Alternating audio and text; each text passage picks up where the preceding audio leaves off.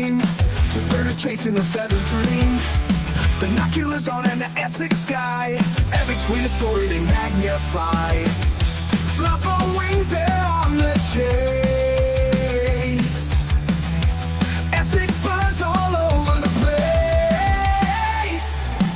Birds of Essex on the screen. Fun and feathers in between.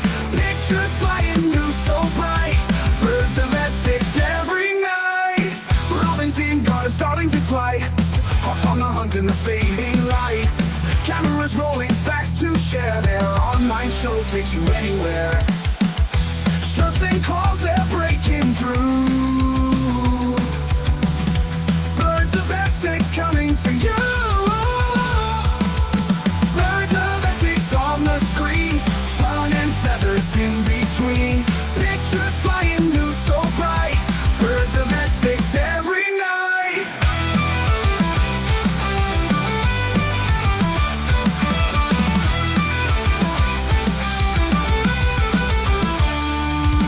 Robins in garden, starlings in flight. Hawks on the hunt in the fading light. Cameras are rolling, facts to share. Their online show takes you anywhere. Chirps and calls are breaking through. Birds of Essex coming to you. Birds of Essex on the screen. Fun and feathers in between. Pictures flying new so bright. Birds of Essex every night.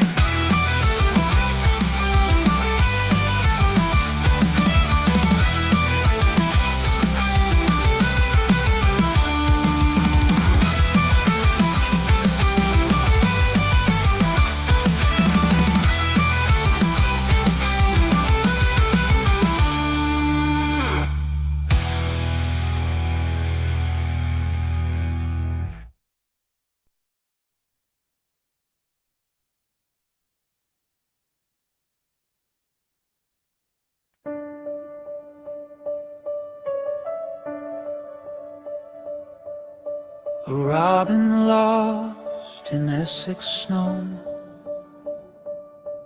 wings trembling where cold winds blow. It dreamed of home, a nest of gold, but the sky was white, the night was cold. It spread its wings, it faced the sky. A little bird, too brave to cry. Fly, robin, fly across the sea. Find your way to the Christmas tree. The stars will guide, the bells will chime. Fly home, sweet robin, it's Christmas time.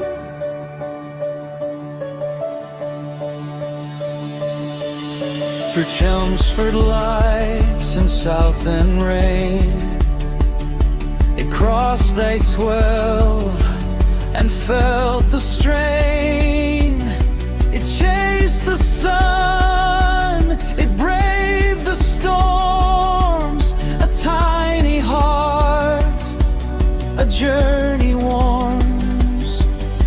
The Canby lights, they called its name. Through frosted clouds, it flew the same.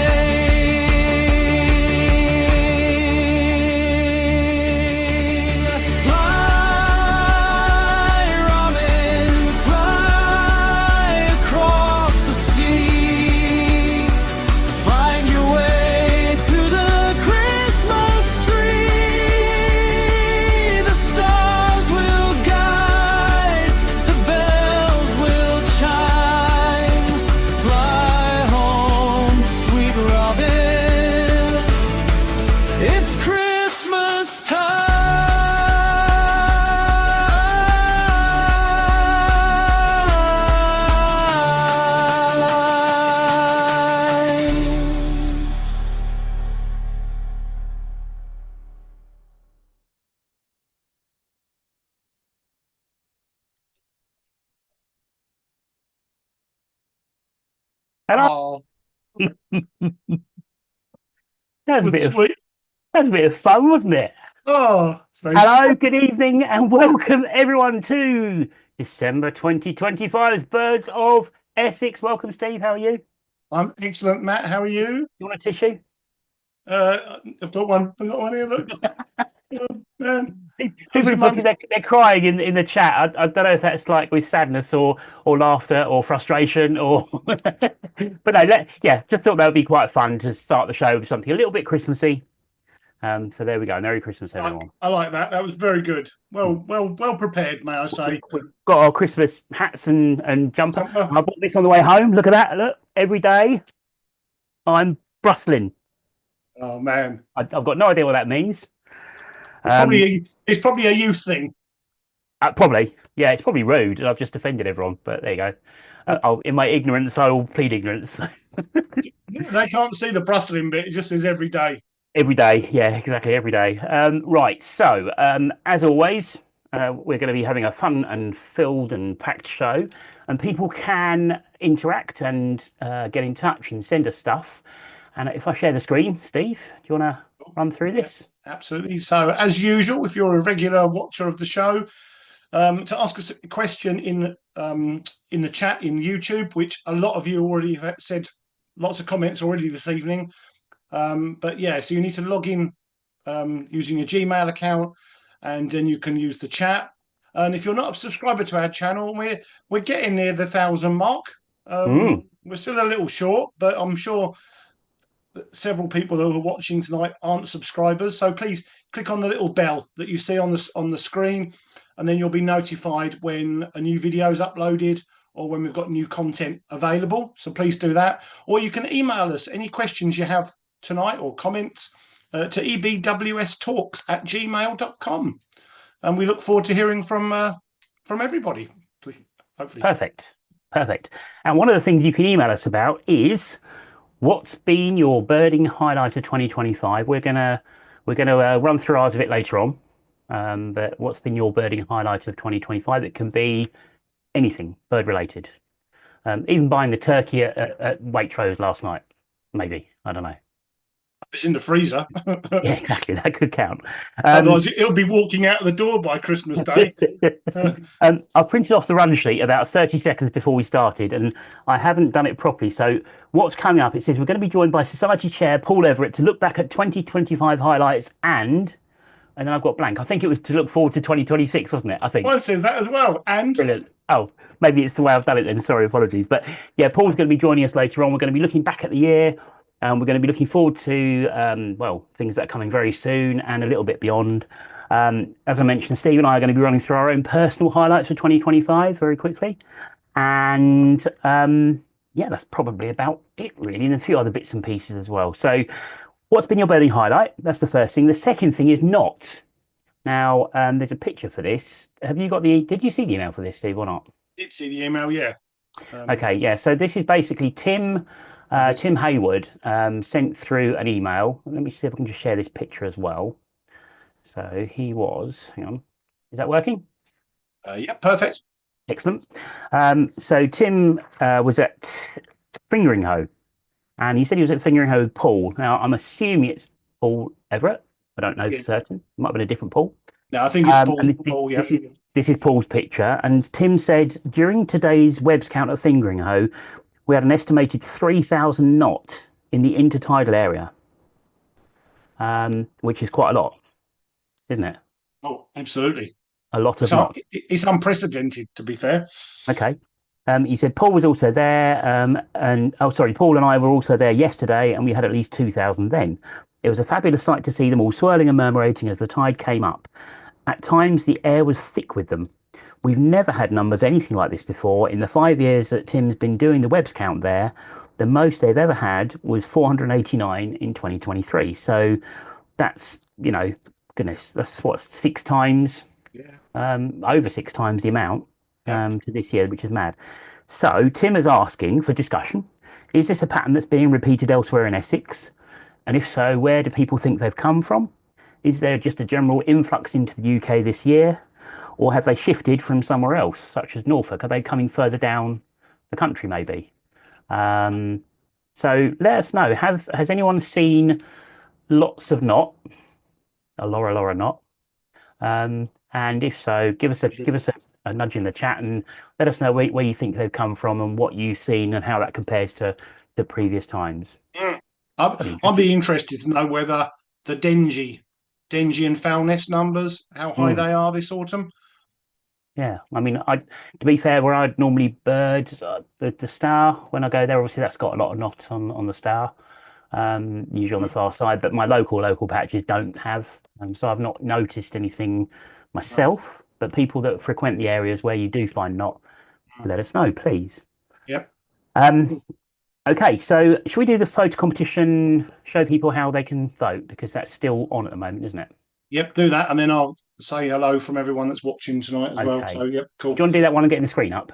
Yeah, okay, mate. Yeah, so lots of Cool. people watching and said hello to us this evening. So we've got Liz Huxley, Graham, me, Mo Jackson, Christabel, Annette in the room next door, Emma Robinson, Susan Pembroke, John Peacock, Paul Everett, Karen Mace. Oh my word! Ian Howarth, Morris Knott, Tim Davis, Dave Bissett, Kevin O'Connor is in Denmark. Oh, okay. So global watchers this We're, evening. we're reaching out. Steve Entwistle is Hello, watching. Steve. Hey, mate. Evening, mate. Evening, mate. Hey. Dave Webb, Dave Wilkinson. He said that intro song is a low key banger. Oh, Now, in my day, that meant it was a knackered old car. But I well, think David's young, so it probably means something else nowadays. Like well, it's probably maybe quite maybe you good. can tell me what my T-shirt means as well then. It may be. Jules Webb and Daryl Rhymes. So good Excellent. evening to all those. Well, hello everyone, and thanks very much for tuning in. What was I doing? I was doing the photo competition. So here we go. You were. So yeah, The while you're doing that, just back to oh, the knot. sorry. Graham Me says he said the sprats are in, and would this affect the numbers? Now, I wouldn't personally. I wouldn't think so, because normally that affects things like divers, grebes, kittiwakes, gulls, and all that sort of stuff. But Okay. oh, Okay. and Keith Radley's just joined the show as well. So good Oh, evening, Keith and hi, Kathy. Keith. Hi. Okay, Right, so this go. is how you can vote for the finalists or your favourite finalists in the autumn photographic competition. So if you go onto the website, ebws.org.uk, and on the main page, you'll see this lovely picture that Sean Minns kindly let us use for this competition. And if you click on the picture, you'll go to this screen. And this screen is just a straightforward, you've got 4 entries. You've got purple sandpiper and sanderling. Yep. We have little egret. We have corn bunting, handily on some. Is that corn? I presume that's corn. Is Yeah. that corn? Yeah. Yeah. Yeah, cool. And we have a common kestrel with a little vole thing that looks. It kind of looks quite happy, doesn't it? But I'm sure it's not. If I only knew what was happening. Yeah, he's probably thinking this is quite warm. I feel really secure here. Anyway, so if you have a look at that page, if you haven't voted already, and thanks to everyone that has, but if you haven't, look at the photos, choose your favourite, click just here, follow the instructions. I'm not going to go there because it might show you on the screen who's winning. Yeah. At the moment, the results are being hidden. Oh, We'll reveal interesting. them later on. So Excellent. get voting if you haven't voted. Yes, please. And our winter competition is now open for entries. That's on the same website, ebws.org.uk. On the front page, some pictures scroll around, and one of them is the winter competition. Yep. So click on that picture. It's got a little egret on it, I think, and it will tell you how you can enter. Yeah, lovely. Okay. Anything on the old feedback? Yep. While I get So up? Ian Howarth asked, he said, "Are we going to be told about the intro music?" I don't know which one, whether it's our theme tune or the Robin. Basically, both were Matt. So Well, not with a not little bit of actually help. not actually me. I mean, if I'd sung them, you would have all turned off after probably 10 seconds, I reckon, and I wouldn't have started singing until 15 seconds in. So that shows you how good I am. But no, they're both kind of generated. The first one is the one that we're using every month, and the second one was one I just thought we'd do for Christmas. So yeah, just a little bit of fun. But thanks for asking. Mainly using AI and a series of my photographs and so on and so forth. And yeah, lots of messing around and trying to work out how to do it all. Right, let's go on to this. So, can you see that, Steve? I can. you want to? Excellent news. Yeah, do you want to have a read through that? Um, to be fair, mate, I can't read it from here. Oh, okay, all right. So, I mean, Only hopefully, because I've got YouTube on the screen and you on the other screen, and it's quite small. okay. So I'm Sorry. sorry. Well, hopefully, we're not too out That's of right. date. This came through in, I think it was in a Breeding Birds Survey magazine or BTO magazine, and noticed it. So I thought I'd take a picture just to say congratulations to Ben. So basically, Ben Rumsby's a 18-year-old birder from South Essex, very, very keen. Normally covers the Rainham Patch. He's been away at university. He's doing his studies at the moment. But he won the National Biodiversity Network Young Persons Award for 2024. So that's why I'm hoping we're not too far out of date. I would imagine they award them this year for last. I won't read through all of that, but you can see on there the things that he's done and the schemes he involves himself with and volunteers for. And just really want to say, A, congratulations, well done. And B, just thank you, really, because for young people like Ben, and there are lots of other young birders around as well, putting the effort and time in and volunteering to do things, it's so helpful and useful. And Ben's obviously been awarded for that. So congratulations, Ben.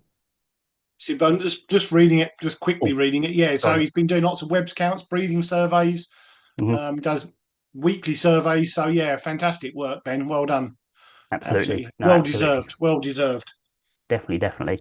Okay, so the next thing is okay, ringing update.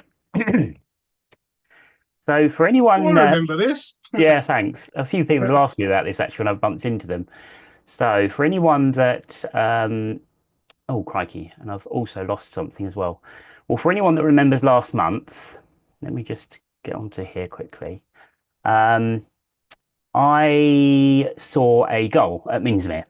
And it was late in the day, and I was with my mum and Tina, and it was getting dark, and the gull had a ring, and I took a picture of it from distance.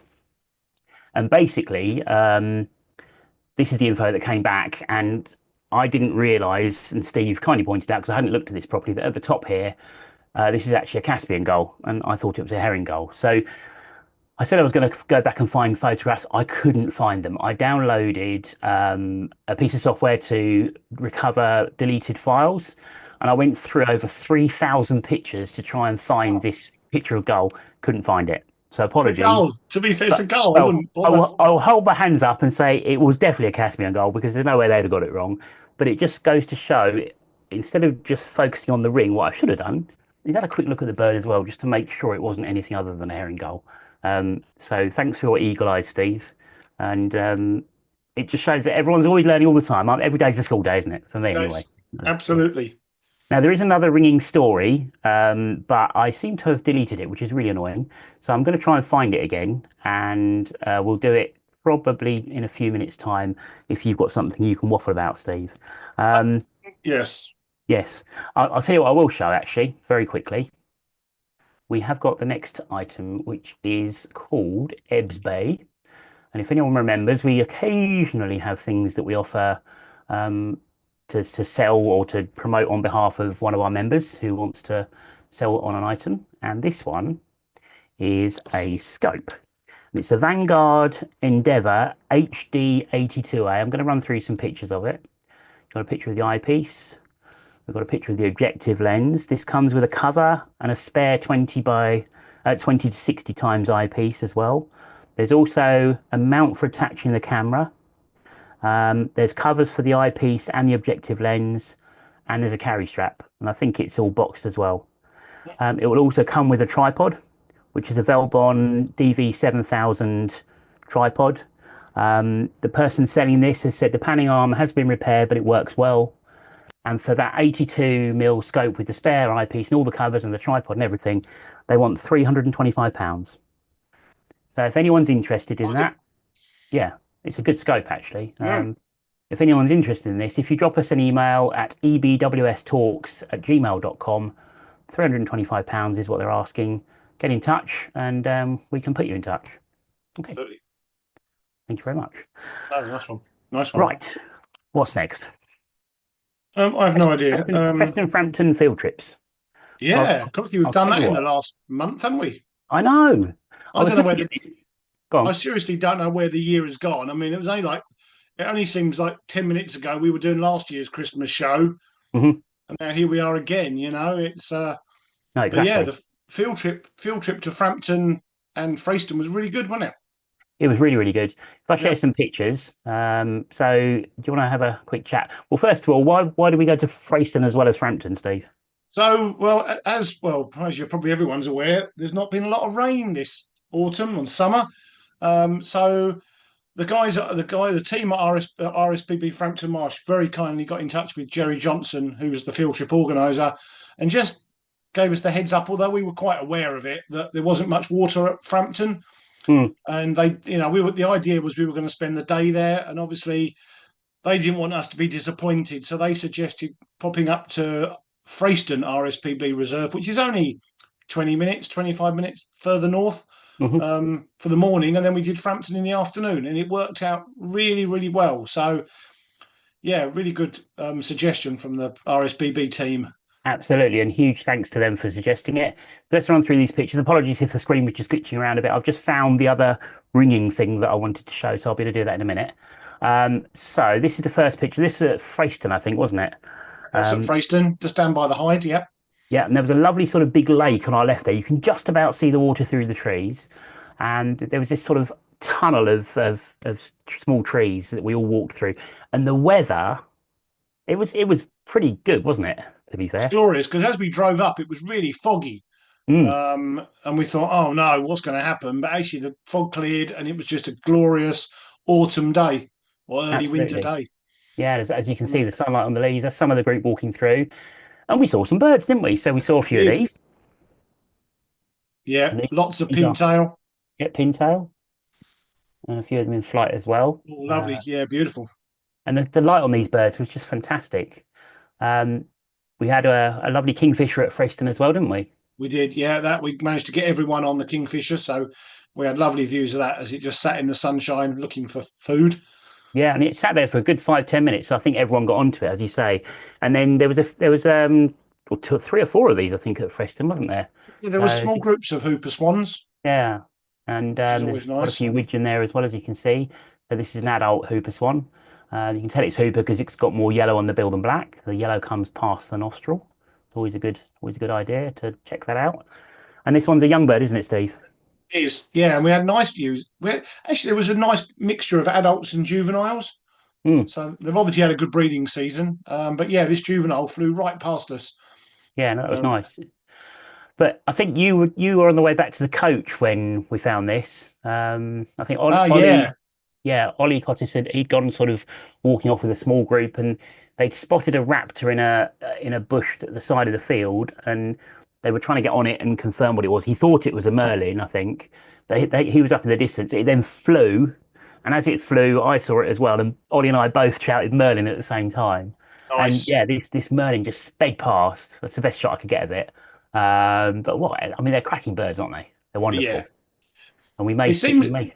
Oh, gone. it seems like a really good autumn for merlins. I mean, there's been lots of sightings. So whether again that maybe they've had a really good breeding season as well. Yeah, no, absolutely. Um, and then we moved on to Frampton. So this is at Frampton, and this is going up to the seawall at the end. We kind of wandered through and walked our way up and checked out the scrapes either side, didn't we? As you said earlier, it was a little bit dry, but we did have quite a special bird on the scrapes, which hopefully there's a picture in a second. That's just some of the group walking their way towards the seawall at the end. And then that's, well, we were sort of scanning the salt marsh, weren't we, really? And I think we all this. I mean, this shot here. I think we were watching that. Hopefully, that special bird that you're talking about.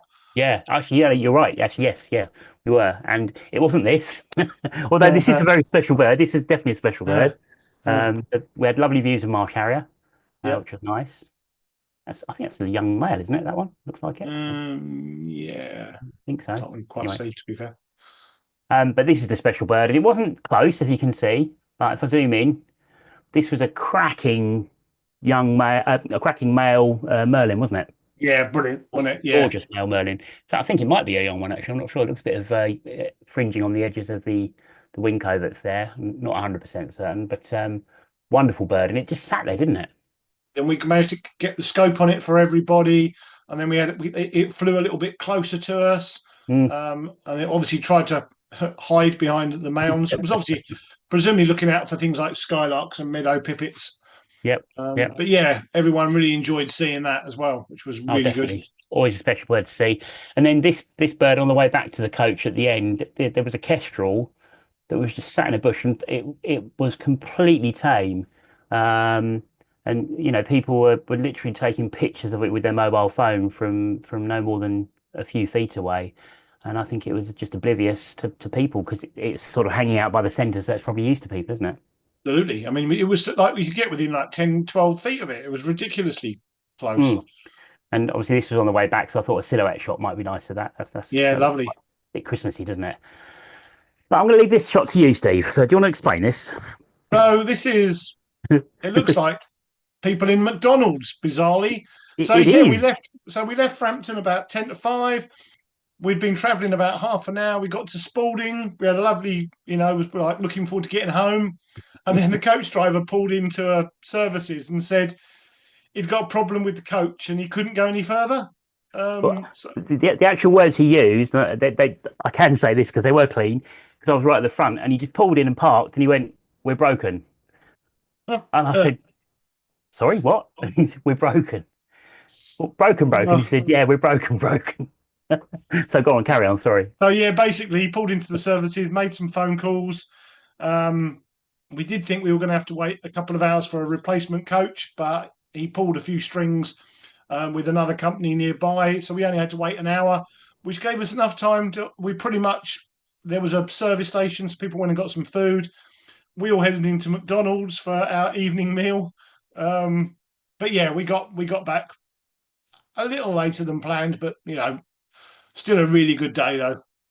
Yeah, and thanks again to the coach driver for sorting us out, and also for doing the right thing. He managed to link the coach to a place where we could safely stop. We had somewhere to get out, and there was facilities there as well. So we weren't just stranded in the middle of the motorway in the dark and the cold. So that was Yeah, actually, it was as good as it could have been. yeah. Definitely. So yeah, thanks to Lodge's coaches because they're Yeah. they're brilliant, really good.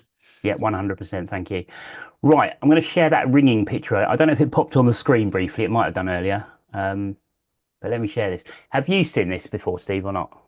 I saw it yesterday. Okay, do you want to run through this? Yeah, so Max Helicar and April, who are both members of the South Essex Ringing Group, who we do a lot of work with for our ringing demonstrations. Yeah, so they obviously they go out, they do our bird ringing events, but also they do lots of ringing in their own gardens, at various sites, over at the Wilderness Foundation, who again we work with. But yeah, Max and April captured this turnstone. Max made a handmade. He sort of made a walk-in trap, handmade thing. Anyway, caught this turnstone back in. So when was that? So 2024, 12th of Mhm. April, and it got retrapped this year in Arctic Canada. How about that? Unbelievable. Incredible. 4,119 kilometers away. That it's the world's northernmost continuously inhabited settlement, which is Wow, crazy. So that little turnstone that they ringed on Southend has flown pretty much as far as it can with the settlement still around to actually record it. Um, absolutely. that's just mad. And I think I'm right in saying that turnstone, are they not the most widely distributed or one of the most widely distributed birds in the world? Because they obviously winter up in the Arctic and then they just kind of go in all directions around the globe. Is that correct? Certainly as waders go, yeah. For Mm, waders, yeah, definitely. They mm. sort of go all over the place. So it's and they said it's only the 15th British ring turnstone to be encountered in Canada. That's absolutely mad. So That's well done to Max and April. Well done to the whole of the SERG team.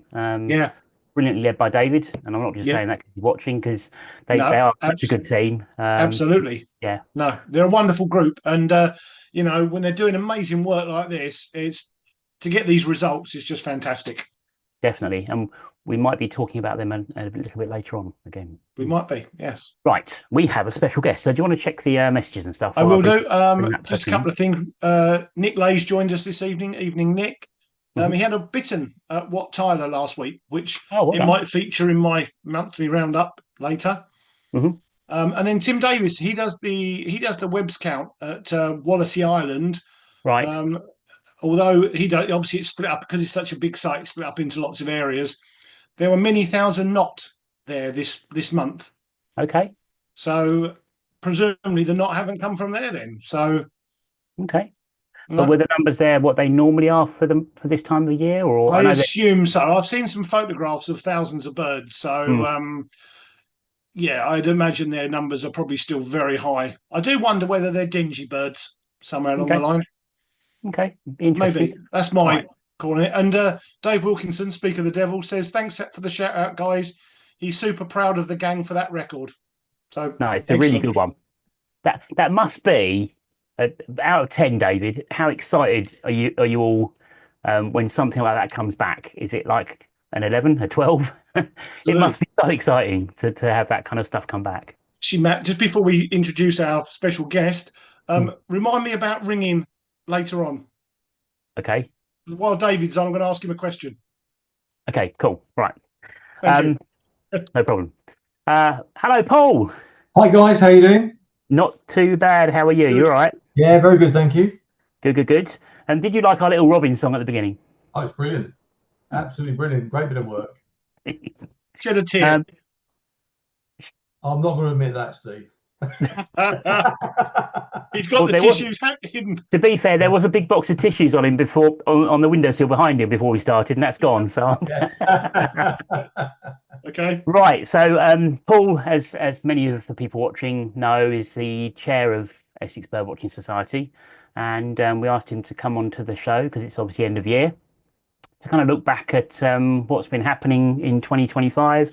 Just a quick review of the year, really, in terms of the things that we've been involved with, things that we're proud of, and also a brief look at where we think it's going to go into 2026. So, shall we start with maybe, I don't know, we've got surveys. We got involved with the duckling survey. Yeah, absolutely. That survey was to support some academic research that was being conducted in Essex, and they were very, very pleased with the results. They're now expanding that across the wider UK. So and where they were focusing on mallards, they're now looking at other ducklings for other breeds as well. So yeah, very good, and well done to everybody that participated in that, because I know that data was really valuable. Yeah, definitely. And I know that the EBS members contributed massively towards it. So it's Hannah Coburn, I think her name is, isn't it? Yeah. And she sent us a thank you message. And I think they're going to be running, as you say, Paul, survey again next year. So I'm sure there'll be an opportunity for people to get involved with that as well. We were involved in other surveys, weren't we, Steve? Nightingale surveys and big farm bird counts and all sorts of things.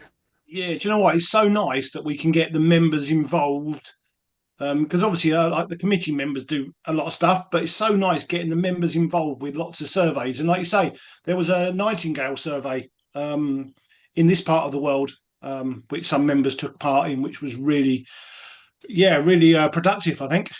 I think, Paul, you Yeah. got some figures on that, haven't you? Yeah, absolutely. I mean, the figures haven't been finalised by the BTOs yet, but what we had 18 surveyors. Many of them were EPWS members, covering 33 sites across April and May. And the recording of singing nightingales, there was between 206 and 256 nightingales that were recorded during that period. Now, that might seem to be quite a big gap, 206 to 256, but as we say, that we had to follow some very strict rules of the BTO, so they need to verify and validate the data now that it's gone to them. But really well done to everybody who got involved in that, because that was 4 mornings up before sunrise. And then there were another 2 evenings where people worked from 11 o'clock in the evening till 3 o'clock in the morning. Wow. Yeah. So Yeah. real dedication from folks on that. No, definitely. Well done to everyone involved with that. Absolutely. And also, we've supported another Nightingale project as well this year, which we're hoping will reveal some results in the spring of 2026. That was a data logging project, wasn't it? And that was at EWT Fingering Hoe and Aberton, I think. That's correct. Yeah. Yep. And that was led by Chaz Holt. And yeah, the idea is to put small data loggers on. Was it 5 nightingales? I think we funded. We've funded 5 or 6, and I think we did 3 this year. And I think we've got Yeah. now. I think it's 6 because I think we funded 3 this year, and we've got enough for 3 next year. And hopefully these birds, because nightingales are one of those species that come back to the same location and sometimes even the same bush or branch even. So the idea is to hopefully be able to retrap one of these birds in the spring, and then the data logger will be able to download all the information that will show us where it's been on its journey to and from the wintering grounds. So that will be really exciting if one of those gets retrapped. So Yeah, fingers crossed on that. because often, I mean, there's certainly birds at Abberton with rings on their legs that come back year in, year out. So I think there's a really good chance of recovering one of these data logged birds. Yep, definitely. Yeah. And the big farm bird count, I just want to give Mark Nowers from the RSPB a shout out because he's really building networks with local farmers throughout Essex. And it's so important because, you know, the farmland dominates the countryside, as we know. And there are so many farmers now that are so involved with wildlife, nature, and bringing back habitat. You know, small parts of their land, little edges or corners, Yep. maybe revitalizing ponds that used to be there and have dried out. And all of this stuff is so important. And moving forward, Mark's done some brilliant work. He's making some good relationships, and he's linking the farms with maybe members of EBWS and other birders. And we're getting involved with the surveying and feeding back information. So it's a great project, and that's going to be continuing forwards into 2026 and hopefully beyond. It's quite closely linked with the Turtle Dove project as well, and we've also been involved with that this year too. So all of these little things, anyone watching who hasn't got involved with anything like this, if you're interested, we are looking to do more of these surveying projects in the future. And what we'll try and do is, if you do volunteer and you're not experienced, doesn't matter, you may be paired with a more experienced person and learn how to do it that way. And it's a really good, you know, I've done a few of them, and they're just good fun, aren't they, guys? They Yeah, are I know great you've done them as well. And they're great learning as well. Definitely. Absolutely. Yeah. I mean, we have people join us because they think we know what we're doing, which is great. And it's just nice imparting our knowledge back to these. And then they go off and once they've been with us for a year, then they can go off and they do it themselves. And then they come back and tell us what they've, it's brilliant stuff. Yeah, and the landowners themselves, you know, you'll feed this information back to the landowner, and you'll get an email back. You know, oh, I didn't know that there was such and such on my land, or thank you so much. Or I've received texts and phone calls from people months down the line saying I heard this or I've seen this, and it's just really great to get people involved. So yeah, so good. And talking about getting people involved, we've been doing quite a bit with BTO Youth as well, haven't we, over the last year or so? Yeah, we have. I mean, we've now got our BTO. We've now got our EBWS youth representative, Ollie Cottis. Ollie's been out in Africa training to be a wildlife guide, and he's back with us now. And he's been running some events with the BTO youth team, and that they've proved to be very successful with some very good people coming along. You know, young folks, but with a huge interest. And I think it's encouraging for everybody. Absolutely. Definitely, and I think there's been one or two of these youngsters that have attended other events as well through the rest of the year. So it's all about getting involved, and as you said, Steve, it snowballs, doesn't it? It does. They come on one thing and they really enjoy it, and then we've lost Matt. I don't know where he's gone. Right, I'm still here. Don't worry, it's my camera playing up. That's okay. Don't worry, mate. I thought, hey, he's gone. Hey. Yeah, but they say they come on one thing and then they enjoy it, and then they might tell friends, and it's just it's brilliant. And the same numbers are increasing, and it's just so nice to get the youth involved because, I mean, Matt and I are sort of some of the oldest ones. Well, yeah, no, definitely. Sorry, the youngest ones. Sorry, the youngest ones. I feel like one of the oldest ones. I was involved with the Hanningfield. We had a duck and gull ID event at Hanningfield earlier in the year, and that went really well. And there was a lot of enthusiasm there. And I know that Ollie was involved with a ringing demo, and I am still here. I'm going to unplug my camera while I'm talking and plug it back in again. So Ollie was involved with a ringing demonstration. That was down at Tyler, I think, for the youth. Gunners Park, I think, Matt. Was it Gunners, that one? But that was again for young people. They had a firecrest there, didn't they? I think that was the highlight, which was superb. And also Ollie and Alice and Shan from the BTO Youth they were involved in a webs and wader identification session on Two Tree Island, and that wasn't that long ago. And once again, that was well attended and well supported. So well done to everyone involved with those. Thank you so much. And it's all about trying to get that link with young people and encourage them. I think there are a lot of young people that do, that are genuinely interested in birds and nature, aren't there? Absolutely. And we did some ringing demos as well. We've had three, I think we had three, four ringing demos this year. Yeah, maybe 3 or 4, I think, this year. Yeah. Highlights. What were your highlights from them? Anything that Well, stands out? sorry, David just said the youth demo was what Tyler? It was what Tyler, yeah. Thought it was. That's all right. We can edit that out of the final upload, don't worry. The ringing demos that we've had, the highlights for you, Steve and Paul. George's Kit Kats. I think he meant birds. Forget about the birds, mate. Actually, scrub what I was going to say. I agree with you 100%. The ones he put them in the flask, didn't he, with cold water? Yeah. No, joking aside, apart from George's Kit Kats, the Sparrowhawk was good fun. Yeah. Do you know what? I'm always just amazed just watching birds in the hand. Be a blue tit, robin, bearded tit, I don't care what it is. Yeah. I mean, it's just lovely watching them. And the team, the Southeast Ringing Group, they're just amazingly good at explaining all about it. So yeah, I just love the whole thing, really. Yeah, definitely. I think sorry, go on, Paul. I think for me it was the learning, because it's being able to see a chiff-chaff and a willow warbler in the hand next to each other. That was really good. And for with David and his team actually pointing out the real intricacies of these birds to make it easier to identify them in the field. Definitely. And I just think that the whole atmosphere at these things, for anyone that's not been, it's well worth booking up for one if you can, because they're just so much fun. Everyone enjoys it. There is a chance to see the birds, as Paul said. Sometimes you get something special. So for me, the Sparrowhawk was obviously the highlight, and the bearded reedling as well. That was at Wat Tyler in the car park. Remember we did one in the car park, didn't we? Absolutely, yeah. And they were taking some DNA samples on that one as well. There was I can't remember her name, but there was a doctor, was she from the London Zoological Society? Ava? Was it Ava? Might have been. Ava rings a bell. From the Zoological Society, wasn't she? She was taking DNA samples of birds to try and build up the database and so forth. And she DNA sampled this bearded reedling, and it was just such a brilliant bird to see in the hand. And it was a male as well. It was an adult male. Oh, it was cool. It was cool.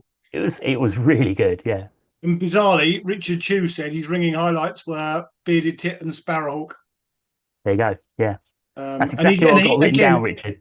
Yeah, and again, he says thanks to David and the team for such successful and informative events. So, absolutely, yeah, that's well done. Obviously, field trips. We have multiple field trips over the past year.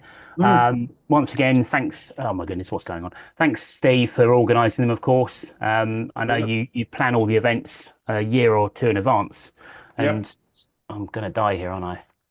I'm going to unplug for a few moments. Hang on. Hopefully, you can still hear me. Just his camera. I mean, if I stop talking, then I have got a problem. Unless Bruce Willis is climbing the house or something, because it is Christmas after all. I was going to do the yippee thing, but I better not do that. It's not 9 o'clock yet.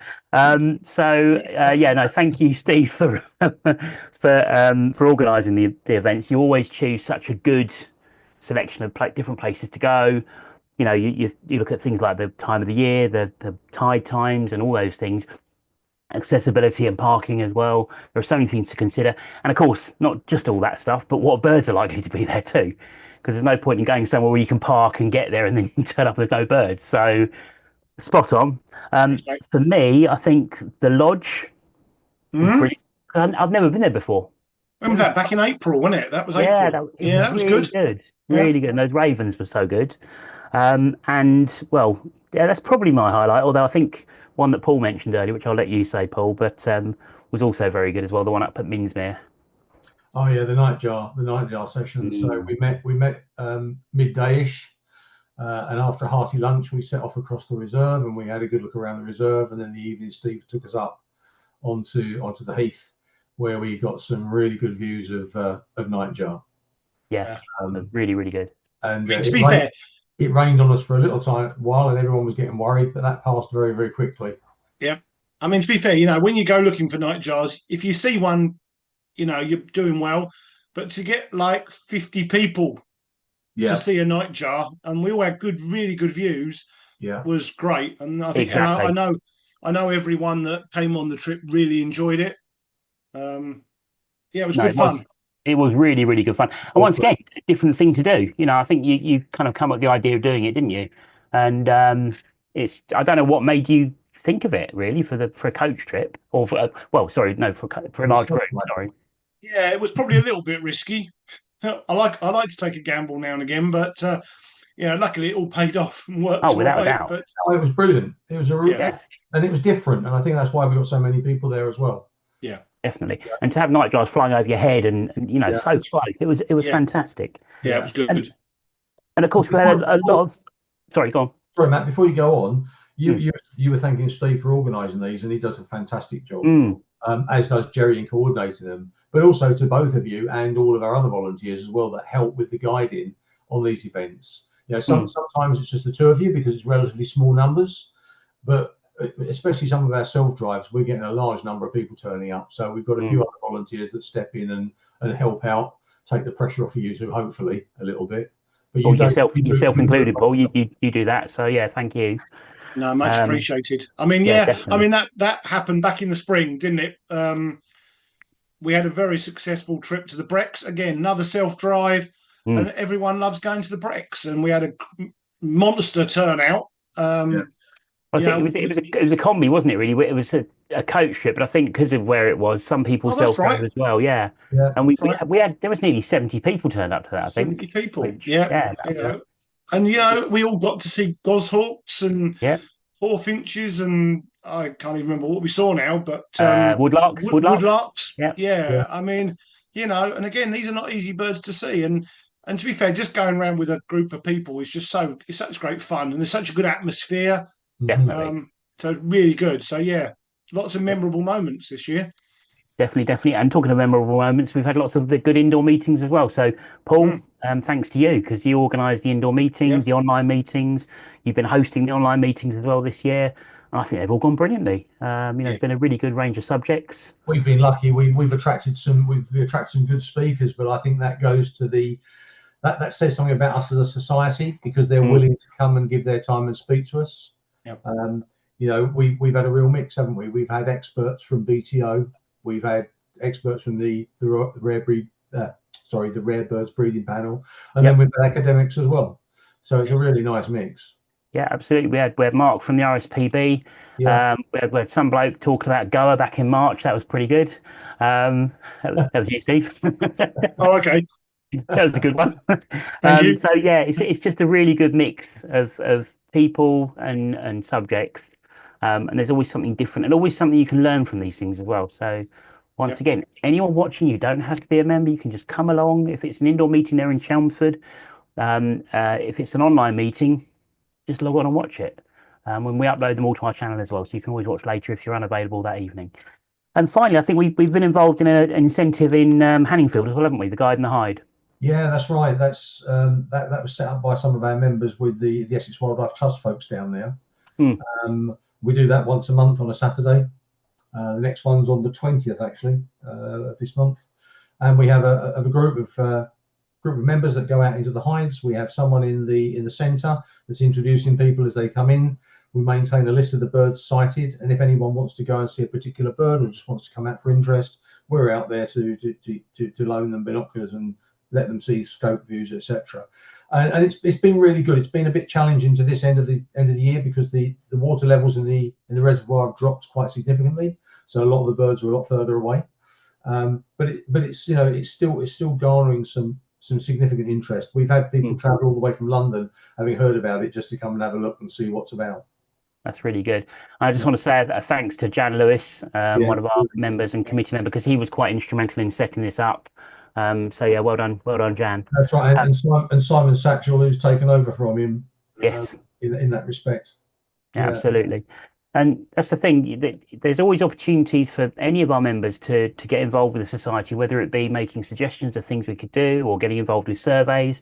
or joining the committee. You can come along the committee as an assistant and just see what we do, and then there'll be something that pops up that you think, I could have a go at that, and then all of a sudden you're actively involved. So it doesn't run itself. It wouldn't run without people like you two and all of the other committee members that put in their time and give up so much of of their time and effort to make the society work so well. And everyone's Absolutely. got their job. We, It works really well. we've got a fantastic committee, and we've got some fantastic volunteers that come along to help. And as you said, Matt, not everybody wants to be a committee member, but there's plenty of opportunity for people to come and volunteer and help out with bits and pieces.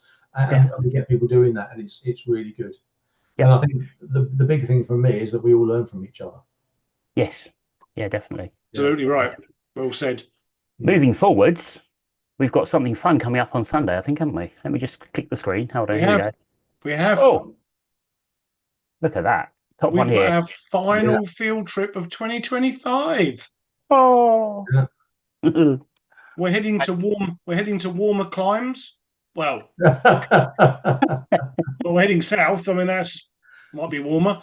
Down to East Tilbury in Coalhouse Fort. And this is a self-drive one, isn't it? It's a self-drive. Meet in the car park at Coalhouse Fort at 9 a.m. Yep. And the tide will probably be high around then. But we'll have a walk. We'll try and find some waders, some raptors, hopefully a few small birds. There's scrapes inland, and should be a good day. It's going to be good fun, definitely. Yeah, and you can see the message on here.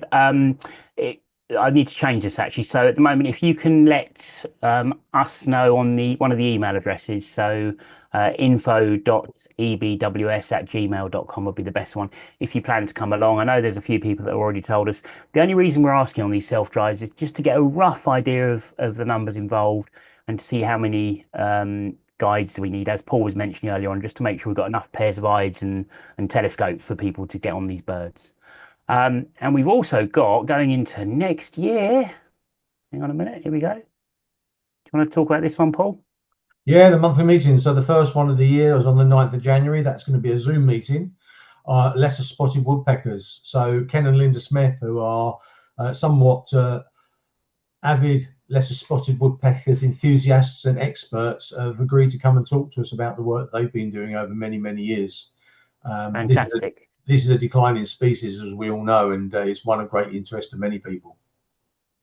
And I think this is an online talk, isn't it? So we'll be sending out details of the talk on the newsletter, and you can just log in and watch it, or we'll be uploading it to the channel after it's finished, and you'll be able to watch it over the coming days, as I said. So that's one to look out for on the 9th of January. Very quickly, if you haven't already subscribed to our newsletter from our homepage, which is ebws.org.uk, if you scroll to the bottom, just put your email address in here. You don't have to put your name, but you can if you want to. The email address is all we need. Click subscribe, and then you'll be kept up to date with all the things we're doing, and you'll be notified about things like the field trips and indoor meetings, and also things like the ringing demos. Absolutely. Yes, so we've got another ringing demo coming up next month, and We have one. in Sorry, go on. 2026. I can't believe it. Next Can't year. believe it. I know. It's mad. So on Sunday, the 11th of January. It is. We mentioned the sparrowhawk before. Let's just bring his picture up again. There you go. Oh, there it is. So yeah, Sunday the 11th of January. At the moment, it's pretty much full because these are limited numbers, and we've had a lot of interest in this. So the numbers are good at the moment. But if you are interested, you can still send us an email to info.ebws@gmail.com. Get in touch. Worst case scenario, we can put your name on a waiting list just in case we get any cancellations nearer the time. But we might be able to squeeze one or two more people on at the moment. So I need to talk with David about that, which I'll do. And we'll go from there. But yeah, that's going to be a really good event to start 2026. Definitely looking forward to that. Yeah, it'd be really good. Really good. Field fairs and red wings and goodness knows what. Anything could turn up, couldn't it? Yeah, yellowhammer. Oh, anything's possible. I mean, look at that report from, was it last week? In the west of the county, I don't know if you both saw it, but a ringer over there had a juvenile rosefinch. Yeah, Yes. I saw the report. Yeah, common rosefinch. Yeah, which is, it's one of those birds that can just be lingering in the countryside in a finch flock. No problem. All right, Absolutely it should be in mad. India or somewhere, but Yeah. you know, absolutely crazy. And very quickly, guys, 'cause I know time's ticking already. I'm just going to very quickly bring up. Here we go. This we'll just. Steve, do you want to just quickly run through the events? So, um, in January we got the field trip to Walthamstow on the Yeah, 18th. so we're heading back to Walthamstow wetlands within Yep. the M25, which will be really good. We visited there a couple of years ago. We had a fantastic time, and we're heading back there on Sunday, the 18th of January. And Yep. again, it's a self-drive. And also, it's really good links to public transport. And then we're whipping on. We've got Sunday, the 14th of February. We're heading up to Holcombe in North Norfolk. Great place for geese and raptors and hopefully shorelarks. They're a little bit thin on the ground at the moment, but still lots of time. That's just a Chelmsford pickup only. And Yep. it's a 7 o'clock start on that one, so an earlier start than normal. Mhm. What else have we got? We've got Carlton Marshes in April. That's a 7:30. So in Suffolk, up near Lowestoft. Great reserve, big reserve, great for bitterns, marsh harriers, cranes, Chinese water deer. It's good for dragonflies, everything. I think it might be too early for the red-footed falcons that time of year, mightn't it? Yeah, I would say so, but You never you know. know, it's one of those places like things like blue throat. Anything Hmm. can turn up that time of year. Hmm. And there's a Stanway pickup for that at 7:50. And then in May we head down to Rye Harbour. So we haven't been to Rye Harbour for a number of years, and they've got a lovely new visitor centre there and facilities, as well as hides. So we're down there on Sunday, the 10th of May. Again, shingle area, loads of terns, gulls, birds of prey, wheat ears, things like that. Should be great trip. Yep. And then we finish up the current sort of fixture card on Sunday, the 7th of June, with a day trip to Thursley Common. So just south of Guildford. Great place for Dartford warblers, hobby, redstart, tree pipit, woodlark. If you're into invertebrates, brilliant place for bees, and there's some really rare plants as well. So yeah, Fabulous. As people can see, a lot of these are either full or very limited space on the coach. This is reasonably up to date. Some of these spaces might have been taken, but don't forget you can always go onto a waiting list. So we'll sometimes get some cancellations nearer to the coach trip. So if you're on the waiting list, Jerry will call you, and you may well be able to get onto these. So don't despair if it says fully booked. Put your name down anyway, and you may well get on the trip. And of course, the self-drive ones, just let us know you're coming. And then we'll send you details and you can just turn up. And finally, Paul, we've got the monthly meetings for next year. So we've already covered the one in January. We've got 3 more after that, haven't we? Yes. So we've got Hummingbirds of the World, a Zoom meeting. This was a request from some members, so we've organised this one. European Wildlife Roadshow. So Paul Alistair Collins is coming back to talk to us about his favoured photographic locations for birding around Europe. Excellent. And then last but not least, on the evening of the AGM, our own Peter Merchant, who's our peregrine expert here in Essex, is going to come and tell us about the peregrines and some of the work that he's been doing. Fascinating work, and in fact, just recently he rehabilitated an injured peregrine and released it out here at Great Notley. Oh, brilliant. Good stuff. That's really good stuff. Yeah, And this just remind me of lady out walking her dog, found it injured in the field back in July. Mhm. Took it to the local vet. They called Peter. Peter's looked after it, and then I think it was last month he came back and released it. Oh, fantastic news. Very quickly, we haven't mentioned this month's indoor meeting. Time is ticking, but it was superb. Dr. Greg Conway presented an excellent talk on nightjars and their status in the UK, how the populations are changing and slowly increasing at the moment, actually, although the area that they're covering has slightly contracted. But it was a fascinating talk, and thank you so much to Dr. Greg, and again, thanks to Paul for arranging it, because it's an unusual subject. I've not been to a nightjar talk before, and that was really interesting. Definitely. Yeah, it was really good. I mean, last but not least, Matt, I think we ought to mention the conference in March. Definitely, that's a big one. Yes. Yeah. So we've moved our venue this year. The last conference was at Writtle Agricultural College. This year we've gone for Anglia Ruskin University in Chelmsford. It's a bigger venue. It's easier for everyone to get to, better transport links. There's details of it on the website. Mm-hmm. Read my mind, and ticket sales are now open, so you can book your place. Absolutely. And it's on the website here. You find this on our homepage. If you hover over events and then go to EBWS conference at the bottom, as Paul says, tickets are on sale, and it tells you on here that we've got a new online registration process, which I won't go through now, but it is simple. So just click on there, and there's some other information on the screen that you can click on and look at as well. So that's going to be a really good day. We're wishing away next year already, aren't we? We haven't even finished this one yet. Right. But I'm looking forward to that. So yeah, I'm looking forward to the end of March. There's a huge amount of work going on in the background there, and again, thanks to our committee members and our volunteers for helping with that, because we couldn't do that without that assistance. Absolutely, well said. Right, shall we have? Well, do you want to check the chat quickly, Steve? See if everyone's still awake. Or So yeah, a couple of things. Just trying to think. Julie Eggleton's watching from Comoros, which is now where's Comoros? That's off Madagascar. Madagascar way, isn't it? Off Madagascar somewhere, I think, off the top of my head. So she's watching, enjoying the show, and she enjoyed the nightjar evening as well, which was really good. And then Dave Austin's asked, he said, on the coach trips, can we join by driving ourselves? I mean, ideally, we'd like you to come on the coach because just it keeps the numbers manageable. Yeah. So there are, as Matt said, the website is kept up to date. So yeah, ideally, we'd prefer come on the coach. Yeah. Just to manage numbers, really. That'd be good, because the problem is when you start to get 60, 70, 80 people turn up to an event, it's great, and it does happen during the Big County Birdwatch, which again we haven't talked about this year, but that was superb, wasn't it? The Big County Birdwatch, completely forgot about that, but there you go.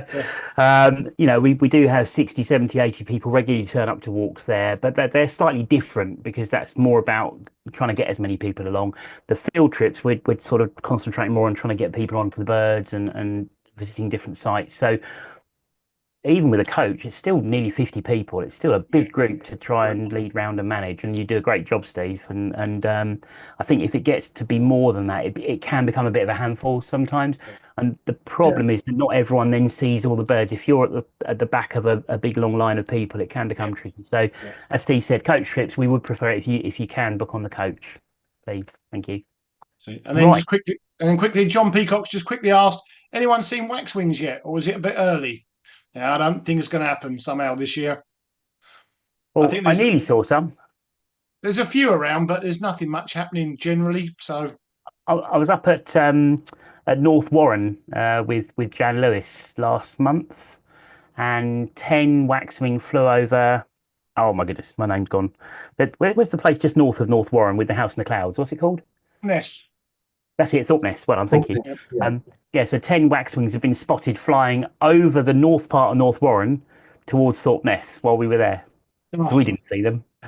And we even drove up to Thorpe Ness, had a quick drive round. And are there any waxwing trees? No, there aren't. No.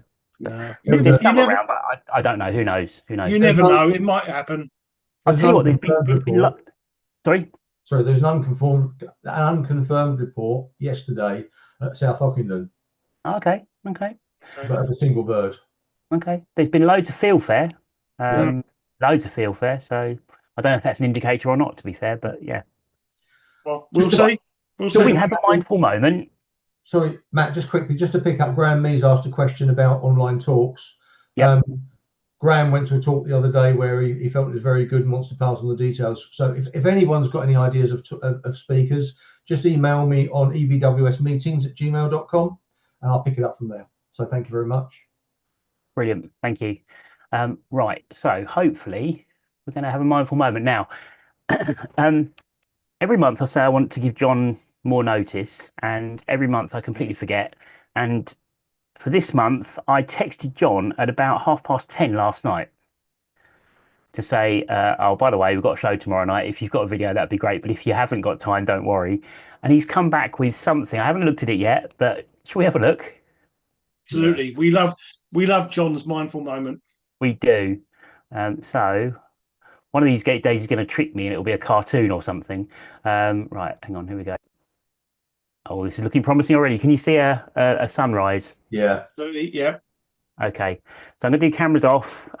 Paul, we're going to say, actually, no, we're not. We're going to come back afterwards, aren't we? And then we'll go into the break. We'll say goodbye before the break. Right, cameras off for a second, guys. See you in a minute. Cheers.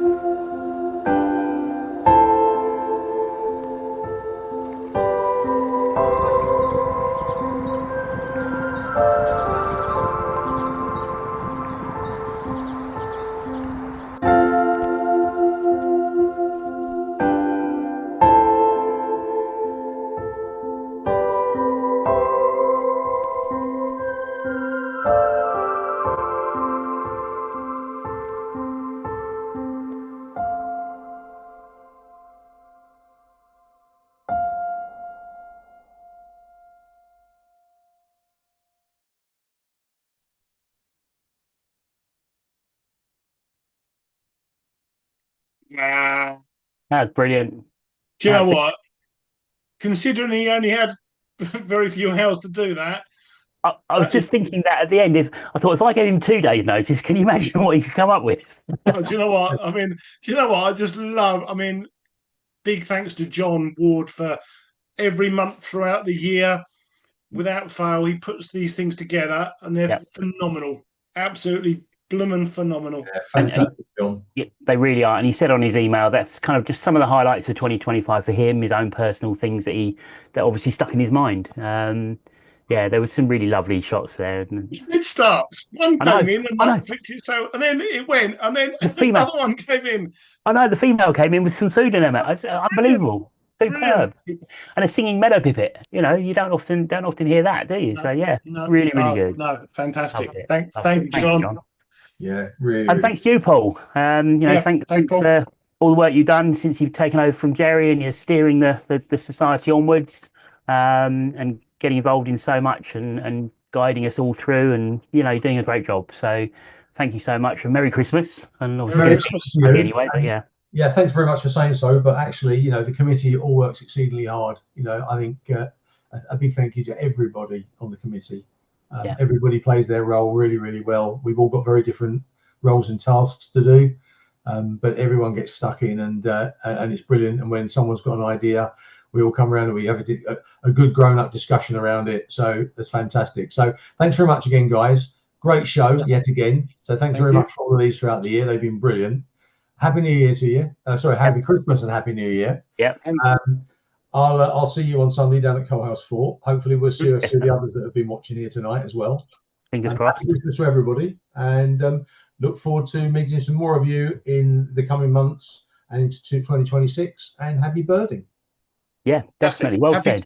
Happy Christmas, Paul. Yep. See you on Sunday. Yep. Right. That was the good part, Steve. Now, unfortunately, I've got something that's going to happen that you're not going to be happy with. Hang on. Oh man.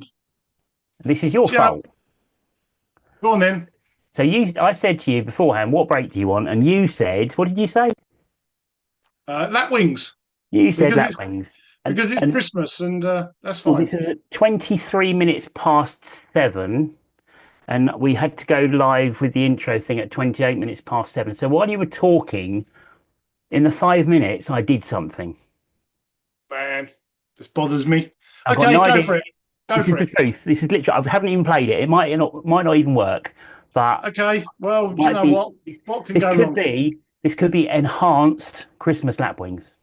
All right. Okay, let's go for it, mate. Go for See you in it. 3 minutes, and we'll have the results of the photo competition. Okay. See you in a minute, everyone.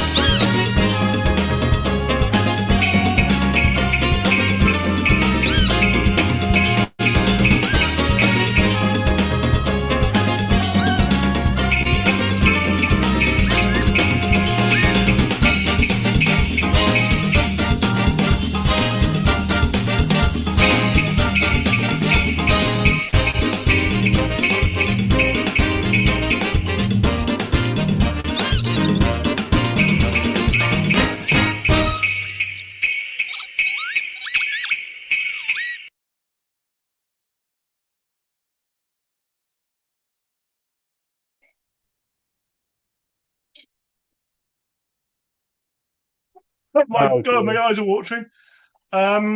Yeah, it sort of didn't quite work, but it's nice, Christmassy. You Well, know I what? could. I think I preferred the lapwing noise. Yeah, there might have been a few too many sleigh bells in there, to be fair. I mean, if I thought about it a few days ago, I could have timed it so the sleigh bell was after each lapwing call. But as it was, I was literally going copy paste, copy paste, copy paste, copy paste, and then got to download it as well. So yeah, there you go. Done. Oh my word! Oh well, Christmas no expense lapwings. spared with that, was there? Absolutely no expense spared at all. Right. Uh, So we're going to do the photo competition, and we're going to do the results. I just think. while you're there, couple of comments in the chat. Go on. Both John Peacock, Richard Chu, and Annette both said fantastic video by John. Definitely. It's really really good. Yep. April's watching this evening, so good evening, April. Excellent. Good evening. Hi. She said just for Ava Jenkins was and she was taking samples for the Darwin Tree of Life project. Excellent. Thank The you. aim is Thanks, to April. sequence the entire genomes of every species of wildlife in Britain and Ireland.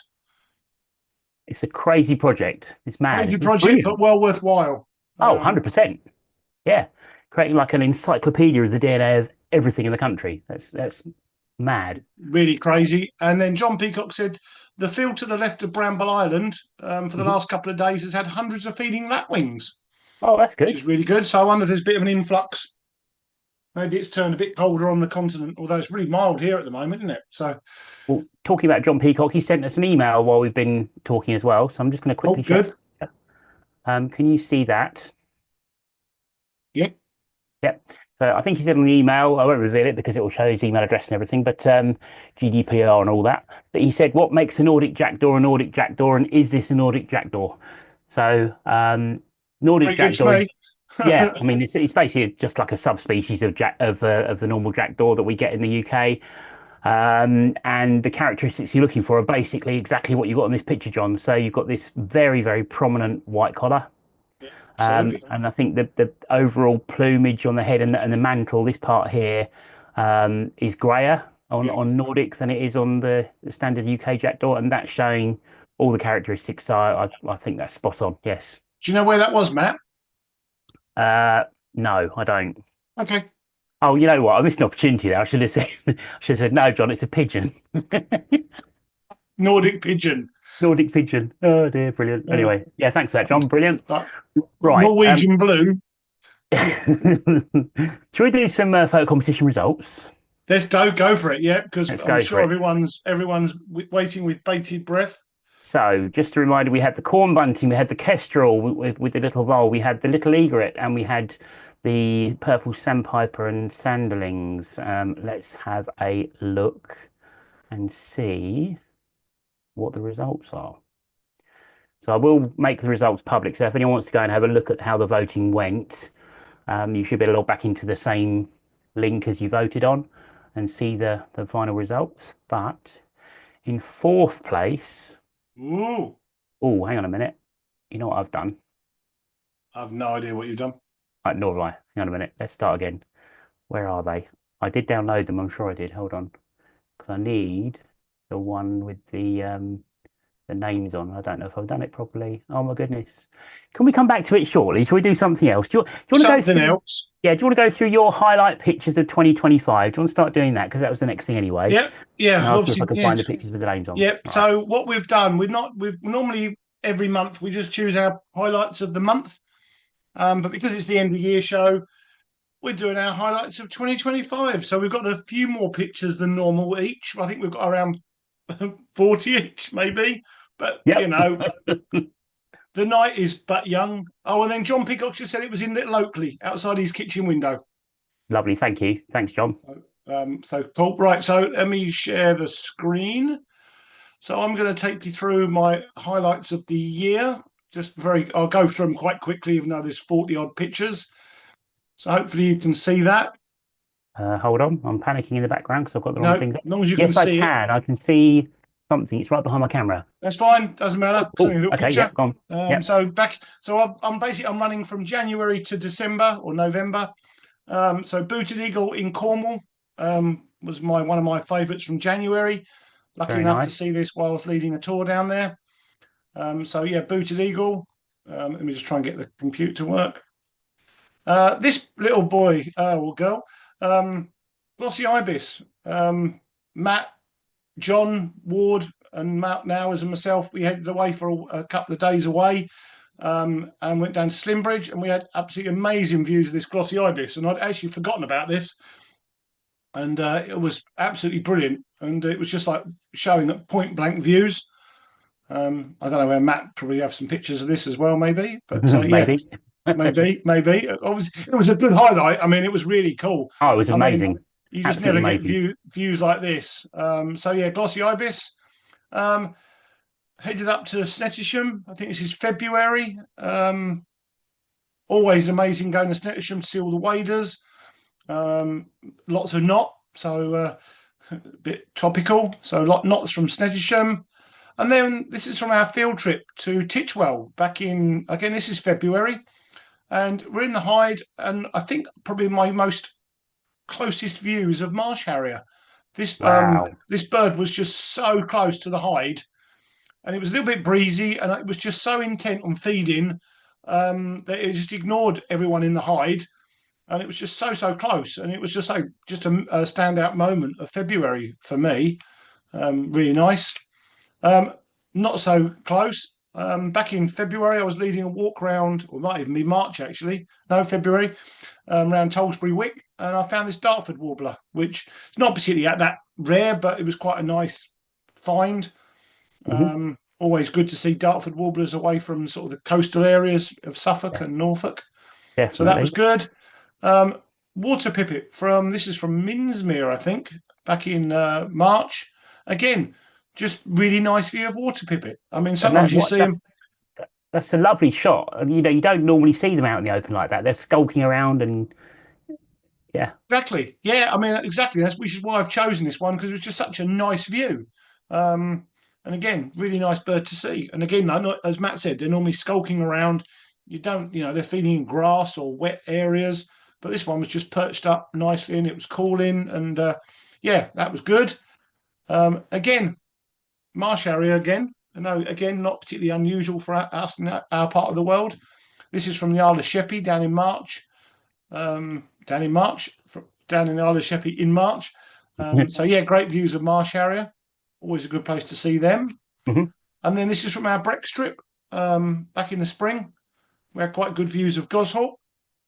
Lovely. Nice Very goshawk nice. that we saw. Yeah. This one was just circling the woodlands. And then not always birds, but down in March. I keep saying down in March. What's the matter with me? Down in Kent in March. Large tortoiseshell butterfly. Oh, that's gorgeous. So yeah, managed to, thanks to Jen Lewis for actually tipping me off about where he'd seen them a few days earlier because they're not easy to see. Mm. And this was a new UK butterfly for me, so really pleased to see that. Then I headed south to Extremadura in Spain, where lesser kestrels are very much, I won't say guaranteed, but they're a good chance of seeing them. This lovely male, got some nice shots of this. That was again a memorable moment. Beautiful bird. And then back up to Suffolk, visit to Minsmere in the spring. Can't go there. Bittens are amazing. I know Nick had one at Wat Tyler earlier this month. But yeah, Bittens was showing amazingly, and this one was just sort of flapping and chasing around in front of the Hyde.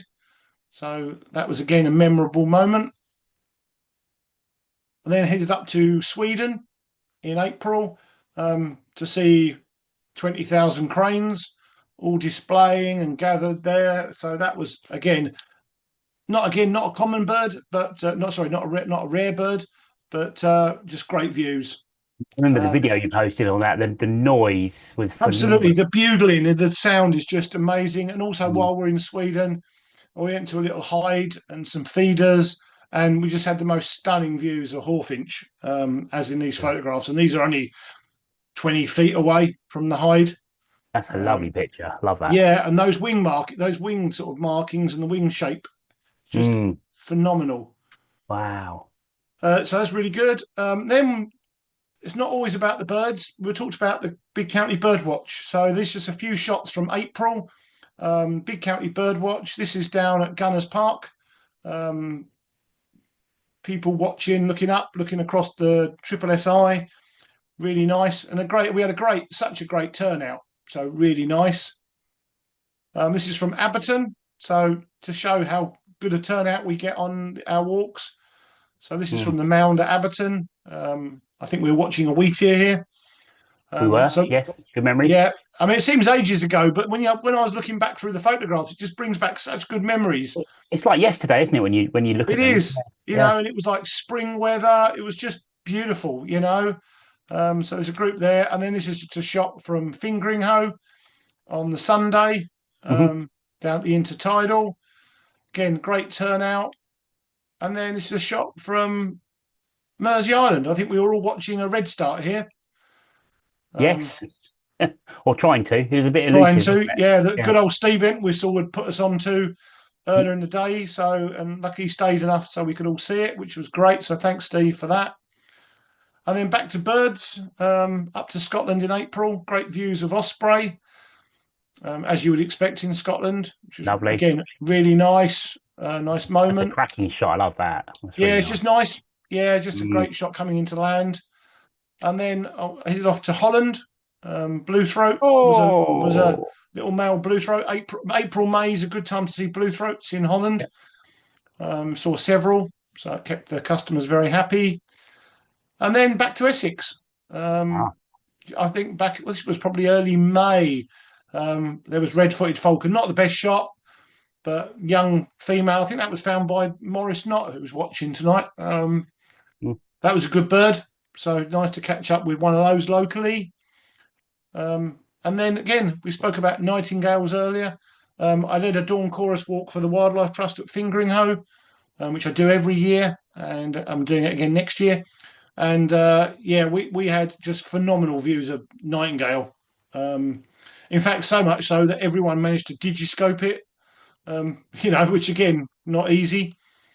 But that's the thing. Sometimes, if you're lucky, you will get a male that's just singing his heart off and advertising himself, and absolutely beautiful to watch. Yeah, I mean, some can be complete pigs to see, and you just cannot see them.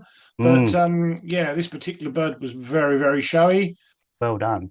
Down to France, I do get about a bit. Nice little male, little bustard, just right next to our hotel. Nice. Just picked. I mean, these are just. I mean, again, they're not necessarily uncommon or they're rare, but they're just memorable moments for me.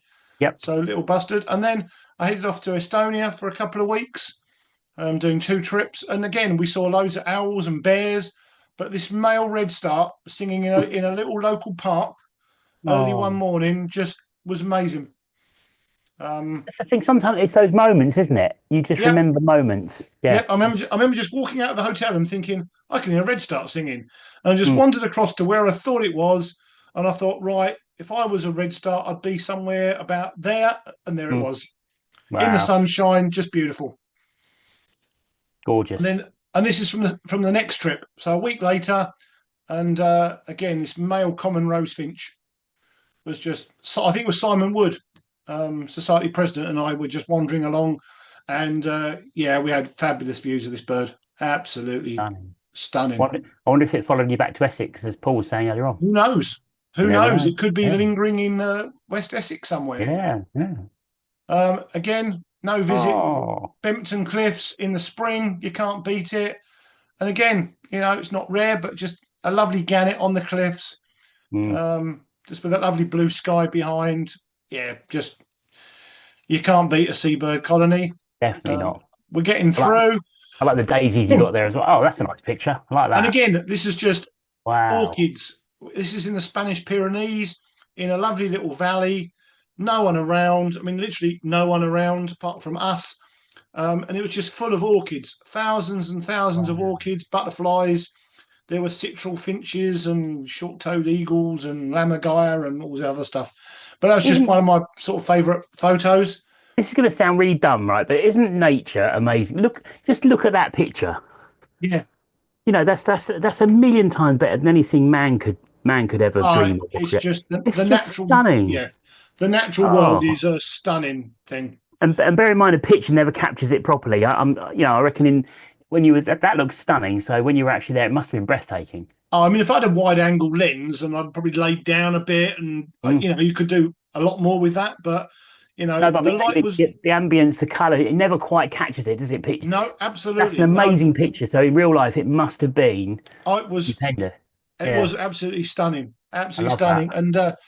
And then this Hey, isn't from our nightjar walk, but I always do a series of nightjar walks every summer for swallow birding, and this year we had great views. Every trip I did, we saw nightjars. It's a very high ISO shot because it was getting dark, but you know they're just brilliant birds. And to yep, be fair, the views we had with the society were as equal to this, so yeah, they were. Yeah, yeah. really good. This is down to the New Forest in July. Um, we spoke about lesser spotted woodpeckers, the next online talk, and we Hmm. found one. So the New Forest is a bit of a stronghold for lesser spots. And this was just a bird, didn't expect to see it. We were just wandering along, bird flicked out in front of us, lesser spotted woodpecker. And Brilliant. again, these are not easy to see now. So Definitely not. this was a standout moment. You probably remember this one, um, the black stork in Suffolk, that was incredibly showy. And How close? That's an amazing shot. That's really good. I went early one morning. Yeah, I was there at first light. It was like 4:30 in the morning. I wandered down to where I thought it was, couldn't find it. It's because I was looking too far away. The blooming thing yeah. was 10 feet in front of me. Obviously, couldn't I can spot little birds, but not a massive, great stork. And then I spent 2 hours just watching it on my Mm, own, just watching it feed, you know, brilliant. and it was just Yep, phenomenal. So yep. Good another bird. moment. Back to Essex. Good old pied flycatcher at the Naze. Gorgeous. This bird just flicked onto a branch. I think Emma Robinson found this one actually, which was good. So well done, Emma. Okay. So that, and then October, Owls are Silly, which I think I showed on previous shows, but just great views of Hoopoe. That's Um, amazing. and again, just seeing Hoopoe at close range is great. Hmm. But obviously, the rarest bird was this mourning dove, Mm. which was lovely. And then headed up to Northumberland in October. Had about 6 jacksnipe on Teesside, just showing the camouflage. Just love this shot for just I love that. Just that massive eye just staring at you. You know, yeah, and it's like trying to hide amongst all those yellow reeds and bits of stick and it's doing a good job. To be vegetation. fair, it's doing a good job. Yeah. Yeah, doing good. So that was good. And then brown shrike. I hadn't seen a brown shrike in Britain for many years, so nice to catch up with one of those again. Hmm. I know a lot of people went and saw this because it was a good bird, and Suffolk had such a good run of shrikes, and no doubt might feature again in a while. So that, and then a couple of weeks ago, was lucky Wow. enough to spend 2 weeks in Palomar, leading a tour out there. Saw some amazing birds, over 350 species in fortnight, mammals, all sorts of stuff. But this was one of my highlights. This is blue Cotinga. Just brilliant bird. Just it's just sort of blue, black, and slightly purple. That looks like Simple. it's just been photoshopped, doesn't it? It's what the Yeah, colours on that are amazing. it's like a child's just come along and just coloured Yeah, a bit of blue, and they've run out of blue, and they've put a bit of yeah, black in. yeah. Um, so yeah, just cool, blue Cotinga. But obviously, one of my highlights there, which you probably not going to Mm. be shy what it is one of these. This is sunbitten. Oh, very This nice. was a bird that I always wanted to see, and we saw this actually on our last morning. Oh, Um, so that was great, well, really you nice. couldn't ask for a better view than that, could you? That's Oh amazing. no, we received a phone call from a guy working at a place just up, literally 5 minutes up the road from where we were staying. Oh, So we rushed up there, and there on this fast flowing river was this sunbitten, and it was just wandering around and goodness. phenomenal. But the real highlight was this one. This was my highlight of the trip. Um, Okay. it's not what you thought it was going to be. It's not what I thought it was going to be, No, it's no. not what you thought it would be. This is white-tipped sicklebill, so a Look at that hummingbird. bill. Yeah, it's a hummingbird that's designed specially to feed in like heliconia flowers, and the shape of the flowers are such that only this can feed in them That is because its crazy. evolution has made its bill go that way. You know, brilliant. That's just unbelievable. I mean, something to evolve like that specifically for that one flower. Yep. I mean, some hummingbirds are straight, some are slightly Mm, curved, mm. but this is, yeah, isn't that brilliant? Hmm. Night monkey, just thought put a mammal in from Panama. Oh, sorry, I thought you were talking to me then. Oh, not night monkey, night monkey.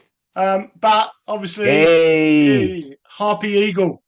Lovely. So absolutely, this was took quite a bit of an adventure to see this. So anytime I see anyone next time, ask me what we did. But yeah, this lovely. This is a female harpy eagle. But look, oh, that is just. It's a Stunning bird bird. we all wanted to see, and we had absolutely brilliant views of harpy eagle. Stunning, stunning bird. And here's a shot of the male in flight. This was taken Oh, by Dave Preston, one of our customers. He managed to. Lovely. He managed to. I wasn't quick enough, but he had his camera ready, and he just got this male taking off. absolutely And incredible. then, as it's Christmas, and I like to give everyone a laugh, here's me on a Hey! here's me on a horse. Uh, Why are you on a so horse? so to see said harpy eagle, we had to ride horses, Wow. and I'd never been on a horse before in my life. I'm still walking a bit funny. To be fair, I don't know who looks more shocked, you or the horse. Honestly, I'm not The sure. horse is probably shocked that it's got. In fact, Matt, the horse has gone into retirement after carrying me. Has it really? Yeah, no, not really. No, no. Oh, okay, all right. So yeah, that's me done That's very That's quickly. But incredible. That is incredible. Well done. That's it's just good to look back at some of the highlights of the year, isn't it? And just do it that way. Do it via photographs. So you yeah. see, like you say, I went back through hundreds of photographs this morning, and it was Mm, like, oh, I remember that. That was mm, brilliant, and mm. they just bring back such great memories. So yeah, Well, I will rattle through mine in a minute because I'm very conscious that the time is ticking. We've got about 25 minutes left. So, first of all, shall we do those results of the photo competition? I'm so yes, sorry with yeah. everyone, but Did I give you enough time to sort it out? I've got them. Yes, you did. Thank you very much indeed. So, in fourth place is this, quite frankly, lovely shot of a corn bunting by James Hudson. Beautiful. Um, and I like it because obviously it's on corn, but it also because the lighting's good, the composition's lovely, but it just shows that I mean you can't get more of a little brown jobby than a corn bunting, really, can you? It's a brown bird, but it's not. When you look at it closely, they're beautiful. They're really subtly marked, and Yeah. the facial plumage, the shape of the bill, very distinctive. Everything about the bird you can see so clearly here. It's just a lovely photo, and beautifully. The way it's on the reeds as well, it's just Mm, lovely. It's just all sort of very subtle shot. yeah, Love that. really Well like done, that. I'd put James. that on my wall, definitely. It's a lovely shot. So thanks for that one, James, and congratulations on getting to the final. Well done to everyone again who took part, and thank you. It was a good competition again, very difficult for everyone to choose their favourites. But fourth place to James, third place. What do you think? I don't know. It's gonna be tight. Kestrel. Oh, well Yeah. done. Yep. So third place, we've got this lovely shot of a common kestrel carrying is that a bank roll or something? I'm not sure what that is. Yeah. Look at it. It has no idea what's going on with it. I know, poor little thing. I mean, I it bet the kind of thing looks thinks, like, "Oh, I'm going for a ride yeah, somewhere." like I said earlier, it kind of makes the picture because the shot itself is so sharp of the kestrel. Yeah. Kestrel's obviously looking straight at the camera, and then the vole's little face, it just looks like a sweet little friend he's carrying along for. Well, I was going to say Great. taking him for lunch, and he is taking him for lunch, isn't he? But I know. Yeah, it's just not in absolutely the way you and think. beautiful depth of field for that. Oh, yeah, That cracking is shot. really very well composed. That is. Yeah, that's not an easy picture to take. So that's a really good capture there by David. So well done, David. So that leaves us with the little egret and the purple Yeah. sandpiper and sanderling.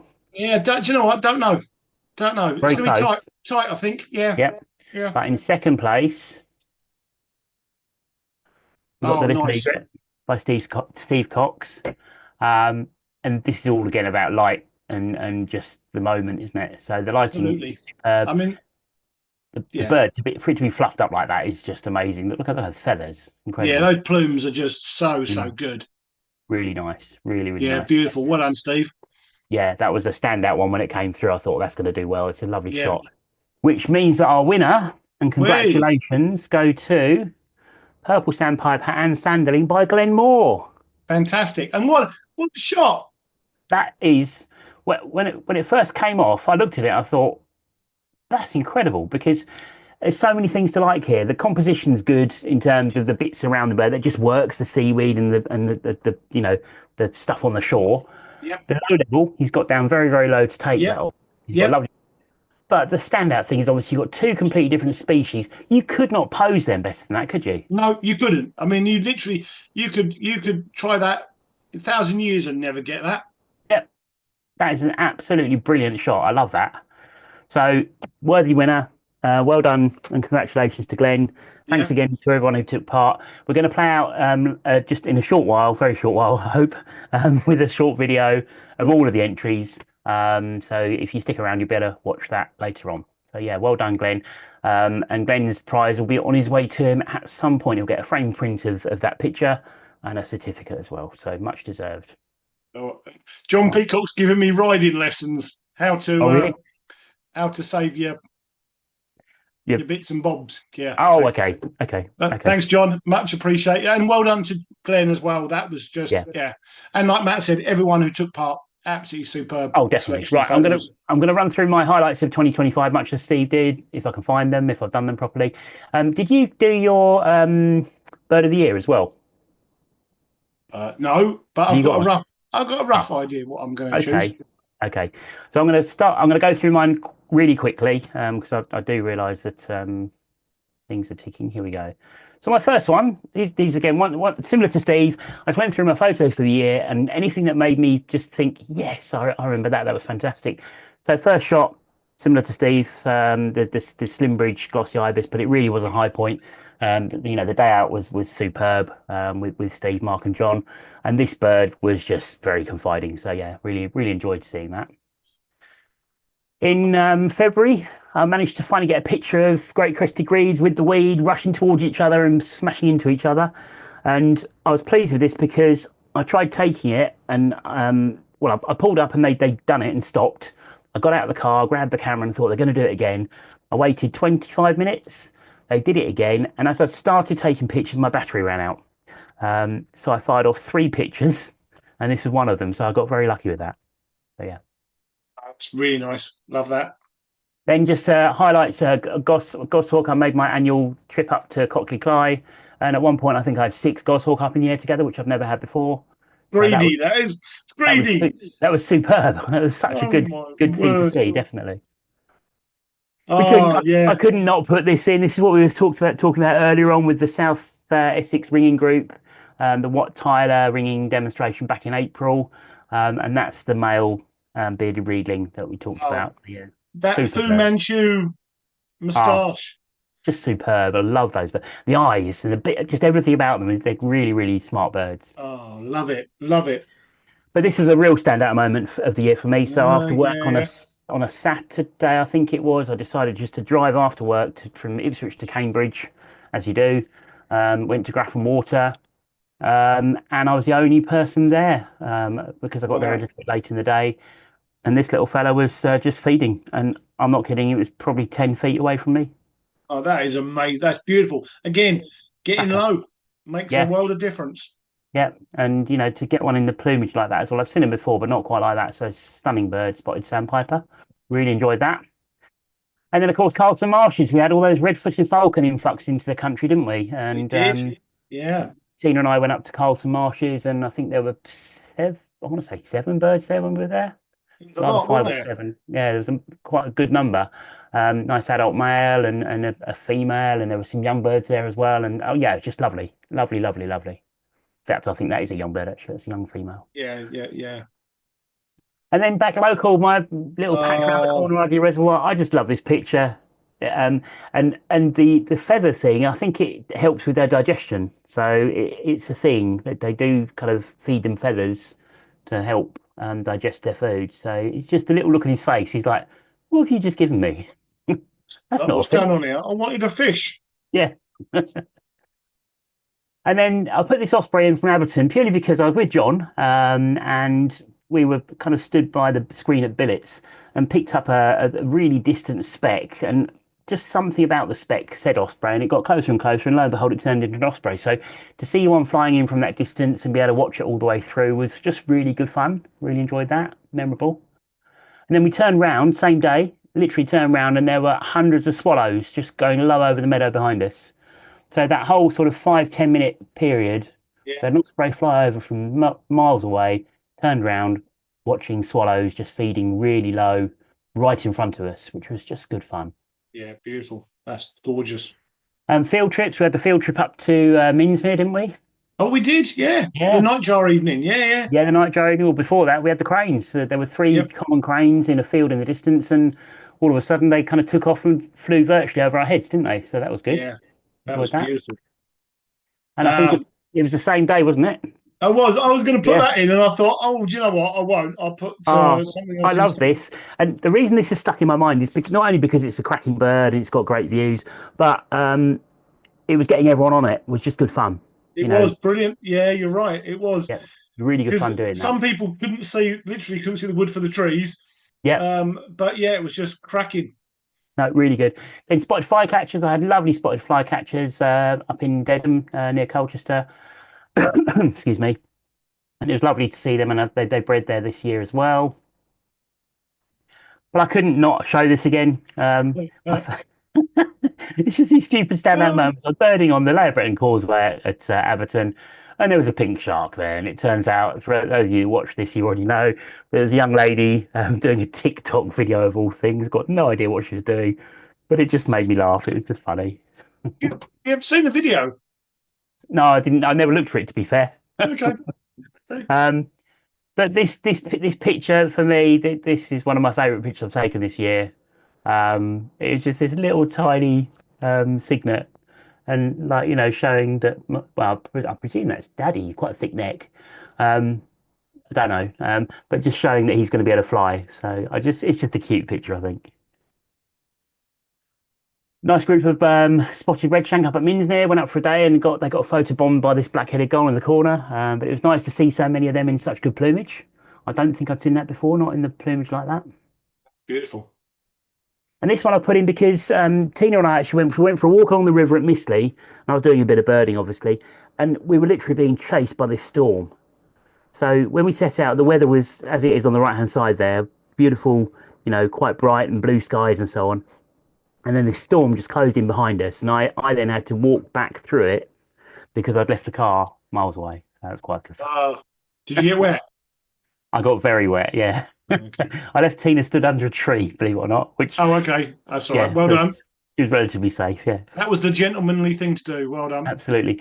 And this is the blurriest picture I've ever taken, but it's my first ever Lesser Emperor dragonfly, and it flew in front of the car at Ardee while I was on the phone to Paul Everett. And I remember I cut the phone call short. I said, "Gotta go." Lesser Emperor dragonfly, and that's the only shot I could get of it because I couldn't get a photo. But yeah, well, you can see what it is.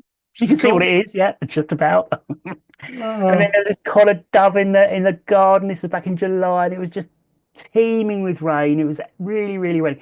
Just sat there in the tree at the end of my garden, pointing up at the sky with his eyes shut, just thinking, "I wish this rain would go." Oh, poor old thing. Remember this close wood sandpiper at Laird de la Haye at Abberton? I do remember that. That was very really, cool. really close young wood sandpiper. Very nice to see. Hadn't seen one quite so close. Very confiding. And then I managed to find a pair of grey partridge, which I was really pleased with. One of the farmland bird counts. I hadn't seen them for a couple of years, so that was nice. Obviously, the black stork, as you saw earlier on, that was a lifer for me. That was good fun. Lovely bird that is. And then we got the lovely close views of black terns at Abberton Reservoir. Adult bird there. And then a couple of younger birds. Really, really smart.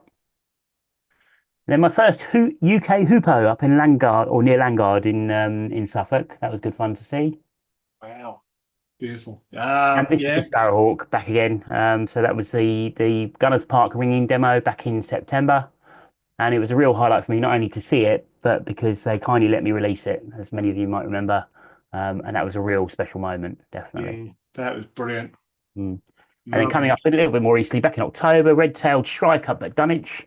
Get another lifer for me. Super bird, this one. Really lovely to see an adult. Suffolk's done so well for shrikes this year, isn't it? Oh, amazing. Absolutely amazing. But for me, this is one of the highlight moments of the year was when we were up at Sheringham. Yeah. Just watching these redwings and fieldfares coming in off the sea. It was just really special to see these birds arriving after their long journey.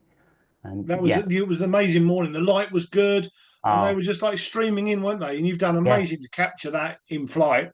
no, it was a superb, superb morning. And then on the same day, we had the lovely close views of Firecrest. And I'd never noticed Firecrest had got yellow feet. I'd never noticed that before. Bright yellow feet, yeah, Yeah, yeah. that's And of course, gorgeous. a bit more up to date. We've got the Hollesley Brown Shrike, as you showed earlier on. Went to see that on the same day. There were lovely views of Crossbill, which was nice because I pulled up. Yeah. Dan was in front of me. He didn't even notice me, but I got out of the car, said hello, and he just said Crossbills. That's all he said. Oh, And pointed. nice. Yeah, it was brilliant. Oh, I love crossbills. And then in Haybridge, I had a glossy ibis fly over and land behind me, which was quite a memorable moment. I was on the phone at the time. Again, I cut the phone call short. Yeah, love it. And then I've got lots of field fairs back at Ardley, which is nice. I don't think I've had such good numbers of field fair before Ardley. No, it's So lovely. this is obviously very recent, just a couple of weeks ago. And I went up to North Warren, as I mentioned earlier, with Jan, and got some nice views of white-fronted geese. That was just Lovely. a really good day out with Jan up in the Old Brit area. Visited 2 or 3 sites. And then I did the cruise. I did the swallow birding cruise on the Blackwater. Helped to lead that with Yvonne, and got views of black-throated diver, which was quite good fun. So that's quite memorable. We're trying Nice, to, nice diagnostic shot there. Really good.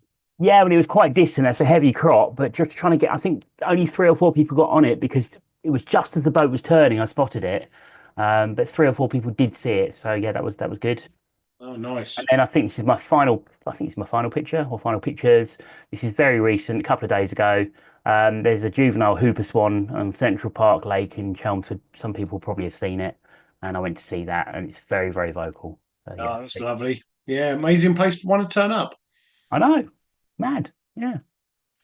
Right, that's that. Okay, so what's next? Anything in the chat? Oh, let me have a look. Let's have a look. No, just a few people. John Peter, Paul Everett, congratulating Glenn. April says hi.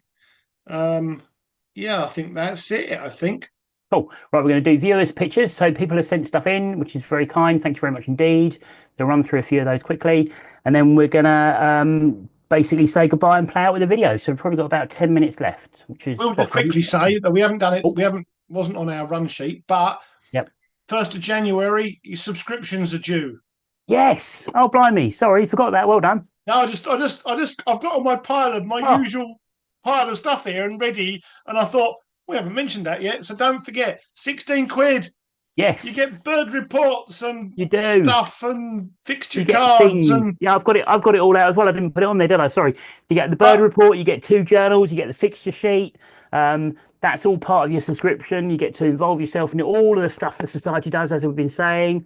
And we have got all the merchandise we do as well. We've got caps and umbrellas, shopping um, bags and there's stuff. shopping Yeah. bags. There's notebooks.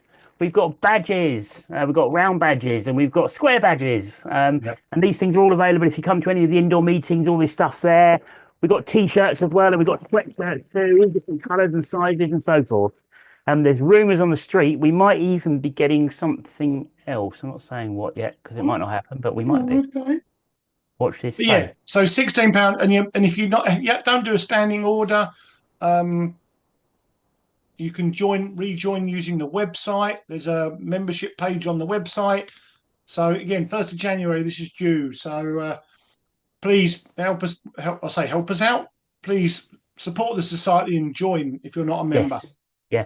Standing Or if order you is so. fancy buying it for someone who's a birder for Christmas present, birthday, what a brilliant idea. Absolutely. And standing order is so easy. Mine goes out on the 1st of Jan. Yeah. Don't have to worry about it. 16 quid done. And Yep. it's just that great value. Those publications, when they come through, the next birding journal is due, I think, by the end of January. We're working on it at the moment. And the next report will be out, I think, in the springtime. And that'll be the 2024 report. So we're really cracking on with this, and Yeah. they're great reads. They really are. Right, viewers' pictures. So first of all, we've got from David Simmons. Here we go. Right. So David sent in a shot of the juvenile hooper swan on Wow. the lake at Chelmsford. Thank you very much for that, David. And you can see how close it is. Absolutely. Crazy, Right, isn't it? Really is, yeah, mad. This is a little sequence. So Graham Mee was at Wakering Stairs, and he was actually taking pictures of some of the waders and geese and bits and pieces that were on the water. And it wasn't until he got home that he noticed down here. You see this? Oh yeah, Hmm. that And raptor. yeah, it's raptor. It's peregrine, I think. Oh wow, Um, it's chasing a. Oh chasing wow, wow. probably a dunlin or something. Maybe a Oh, LRP, a ring amazing! cover. Not sure. What a Um, brilliant photograph. no, yeah. It's like a little sequence. I'm assuming it gave up because that's the sequence that he sent them through in. That's the first shot, and he didn't notice this until he got home and processed. Obviously, 'cause it would have happened in the blink of an eye. That's shot one. That's shot two, and it's hot on its tail. And then shot Yeah. three, you've got the bird up, the peregrine up here, and the Uh, wader just down there. So I'm assuming it escaped. oh wow, brilliant. Brilliant. Well Also done, from Graham, Graham. Wakering Stairs, a huge flock of oyster catcher flying over his head as well. That's Oh, nice to that's see. nice. Lots of oyster catcher there. Nick Layer sent in some pictures from Thurrock Thameside. He says the Harris hide is well worth a visit if you're down there. It's a new hide. Okay, Um, lovely close views of a female kingfisher. Gorgeous. we might. You never know. We might walk that way on Sunday. Yeah. Yeah, why not? It's only up the road, isn't it? What's this? Yep. Dunnock? Yeah, Dunnock. Yep. Sorry, it's right behind my Nice. camera. That's a lovely Dunnock. Light's good on these shots, isn't it? Oh, Gorgeous. beautiful. Yeah, really nice. Oh yeah. And a Eurasian wren. Hmm, very nice. And oh, the little robin from the video at the start. Oh yeah, that's Very nice. Christmassy. So the light's beautiful. Stunning. And a nice stone chat as well. So yeah, really nice. Thanks for those shots, Nick. So hopefully we might go up there on Sunday if anyone's going to come along. Yep. And then Richard Chew. So Richard has sent in some pictures, fallow deer and red deer from Bushy Park in London. That's fallow, that's fallow. I was going to say, yep, there. Hello. Yeah. And Oh, that's not red deer, that's a magpie. that's That, magpie. that It looks magpie's done like. well to Do you know catch what? that deer, you know. It looks like it's just been cut in half. Oh, that's a good Oh, shot at that. that's Oh, look at amazing. that. Oh, Wow. that's good. Wow. Oh, They're super animals, aren't they? They really are. that He is said he's really got his nice. obligatory red fox from his local patch in Langdon. Keep Nice. up the good work. Oh, Nice nice. that. Yeah. Have you noticed that all foxes look different? Yep. All their facial expressions, they all got Yep. different markings and different expressions. And then he said various from his recent excellent trip to Ireland, which included very large numbers of light-bellied brent geese. Yep. Nice. He said hooper swans, but this isn't hooper swans. This is what we've got here: curlew, lapwing, black-tailed godwits, Red red shank. shank. Yep. Yeah, very nice, good. Another light-bellied brent goose, good. That's nice. Oh, it's got a ring on it, that one. Oh yeah, the one behind that, yeah. Oh, That reminds me about ringing. Just right, and remember. that's a widgeon there, isn't it? I think. Yep, widgeon. Okay. Oh, another nice shot of possibly the same bird flapping its wings. Gorgeous. And then we've got, oh, what's this? A flock of bar-tailed Oh, godwits. it's yeah, Flock of nice. godwits. Yeah, very nice. That's a nice shot, isn't it? I like that. Oh, and there you go. Some of them obviously landed and had a bit of a feed up. Yeah, lovely. That is Nice light. plumage on those. Nice. Yeah, beautiful bird. And then we've got the hooper swan with the more yellow than black on the bill going past the nostrils. There you go. Nice. And more hooper swans in flight and in the background as well. Yeah, lovely. I love hooper swans. Other hooper swan shot in flight. These are lovely pictures, Richard. Thank you so much. Yeah, well done. Yeah, really, I love those. And then he said the final one is a wonderful mural of swifts on a flank wall complete with swifts bricks in central Belfast. And he said he's not sure that he's going to get the diocese to agree to similar artwork on the churches of Essex. So maybe, but look, all those Swift bricks. Look, Oh, I love. Do you know what? I love the artwork. Superb. That is. brilliant, absolutely brilliant. And what Richard's referring to there, we'll hopefully better reveal more about that next year. But we're working on a project. Richard's taking the lead on it, and we're hoping to have some good news next year for Swifts. Fingers crossed. Fingers crossed. And finally, Roy Hodgkinson sent in this picture now. We've got three pictures, I think. It might be two, three. And then I think there's a little video for about a second. You've got to guess what the bird is. So what's the bird, Steve? I Well, I know what it is because I've seen it. Oh no, do you? Okay, all right, fine. Only because I've seen the title to your picture. Oh, okay, all right, okay. You know So where it is. I don't ask me Okay, what it is. I don't know. okay. Is it something in those bushes, Matt? Yes, it is, Steve. Shall we have Wow. a closer look? I wonder what can be hiding in those bushes. I don't know. Can you see it now, Steve? No, not really. I can see some trees and reeds and bushes. There's a Well, let's funny have a shape. closer look, shall There's we? a funny shape there. Oh, look at that! Oh, Wow, oh, that's a amazing. long-eared owl. It's a Fantastic. long now. That's gorgeous. And he sent in a very quick clip as well. Here we go. Uh, Don't know if this will play. Is that playing? That yeah, was it. Yeah. that's He good. said the I mean, colours look better on the video. Yeah. to be fair, had you not put the caption up of where it was, I would never have guessed. But No, yeah, it's a great place to see long-eared owls. Yeah, that's really good. amazing. That's superb. I like that. Yeah. Well done, Roy. Lovely, lovely. And I think that's it. I'll just check the emails quickly. While I'm doing that, do you want to remind people what's happening on Sunday, just in So case? Sunday the 14th. I'm sorry, what day of Yes. the week it is? 14th Yeah. of December, 9 o'clock, East Tilbury, Coalhouse Fort. If you're going to come along, please drop us a line at info.ebws@gmail.com. Yep. Just to let us know you're coming. But yeah, looking forward to a really good day out. Definitely a good day. Should we do sightings very quickly? We can do very quickly Very, with the very quickly. Rattle time through. on. Go. Right, go, go, Got a go. minute. Wallasey Island, long-tailed duck in early November. There's been a red-breasted goose there, which is probably the bird of the month for South Essex, from the 3rd of November at least to the 26th to the 30th. And then it was there in early December, but then it's gone across to the South Dengie, Hollywell Point. Canvey had a hoopoo in mid-November. Also had grey phalarope at Canvey Point, plus little auk, pond skewer, and redneck grebe. Blue House Farm, a nice glossy ibis, early November. There's been a couple of smew, one at Connaught Water, which is a good place for mandarins. Also one at Bowers Water, which is in the Lee Valley, and that's still there today, as far as I'm aware. Danbury, Hawfinches, there were 3 in Blake's Wood on the 1st of December. And as we mentioned earlier, Nick Lay had a bittern at Wat Tyler Country Park a week or so back. So that is me done. How's that? Oh, Good. right. I'm going to go quick as well. So, 1st of November at the Naze, there was Palace's Warbler. 2nd of November, also at the Naze, Little Auk and Dartford Warbler. Also on the 2nd at Haybridge, there was Ringneck Duck. On the 3rd at Harwich, there was a Yellow-browed Warbler. 6th of November, Glossy Ibis at Haybridge and a Pom Skewer at Harwich.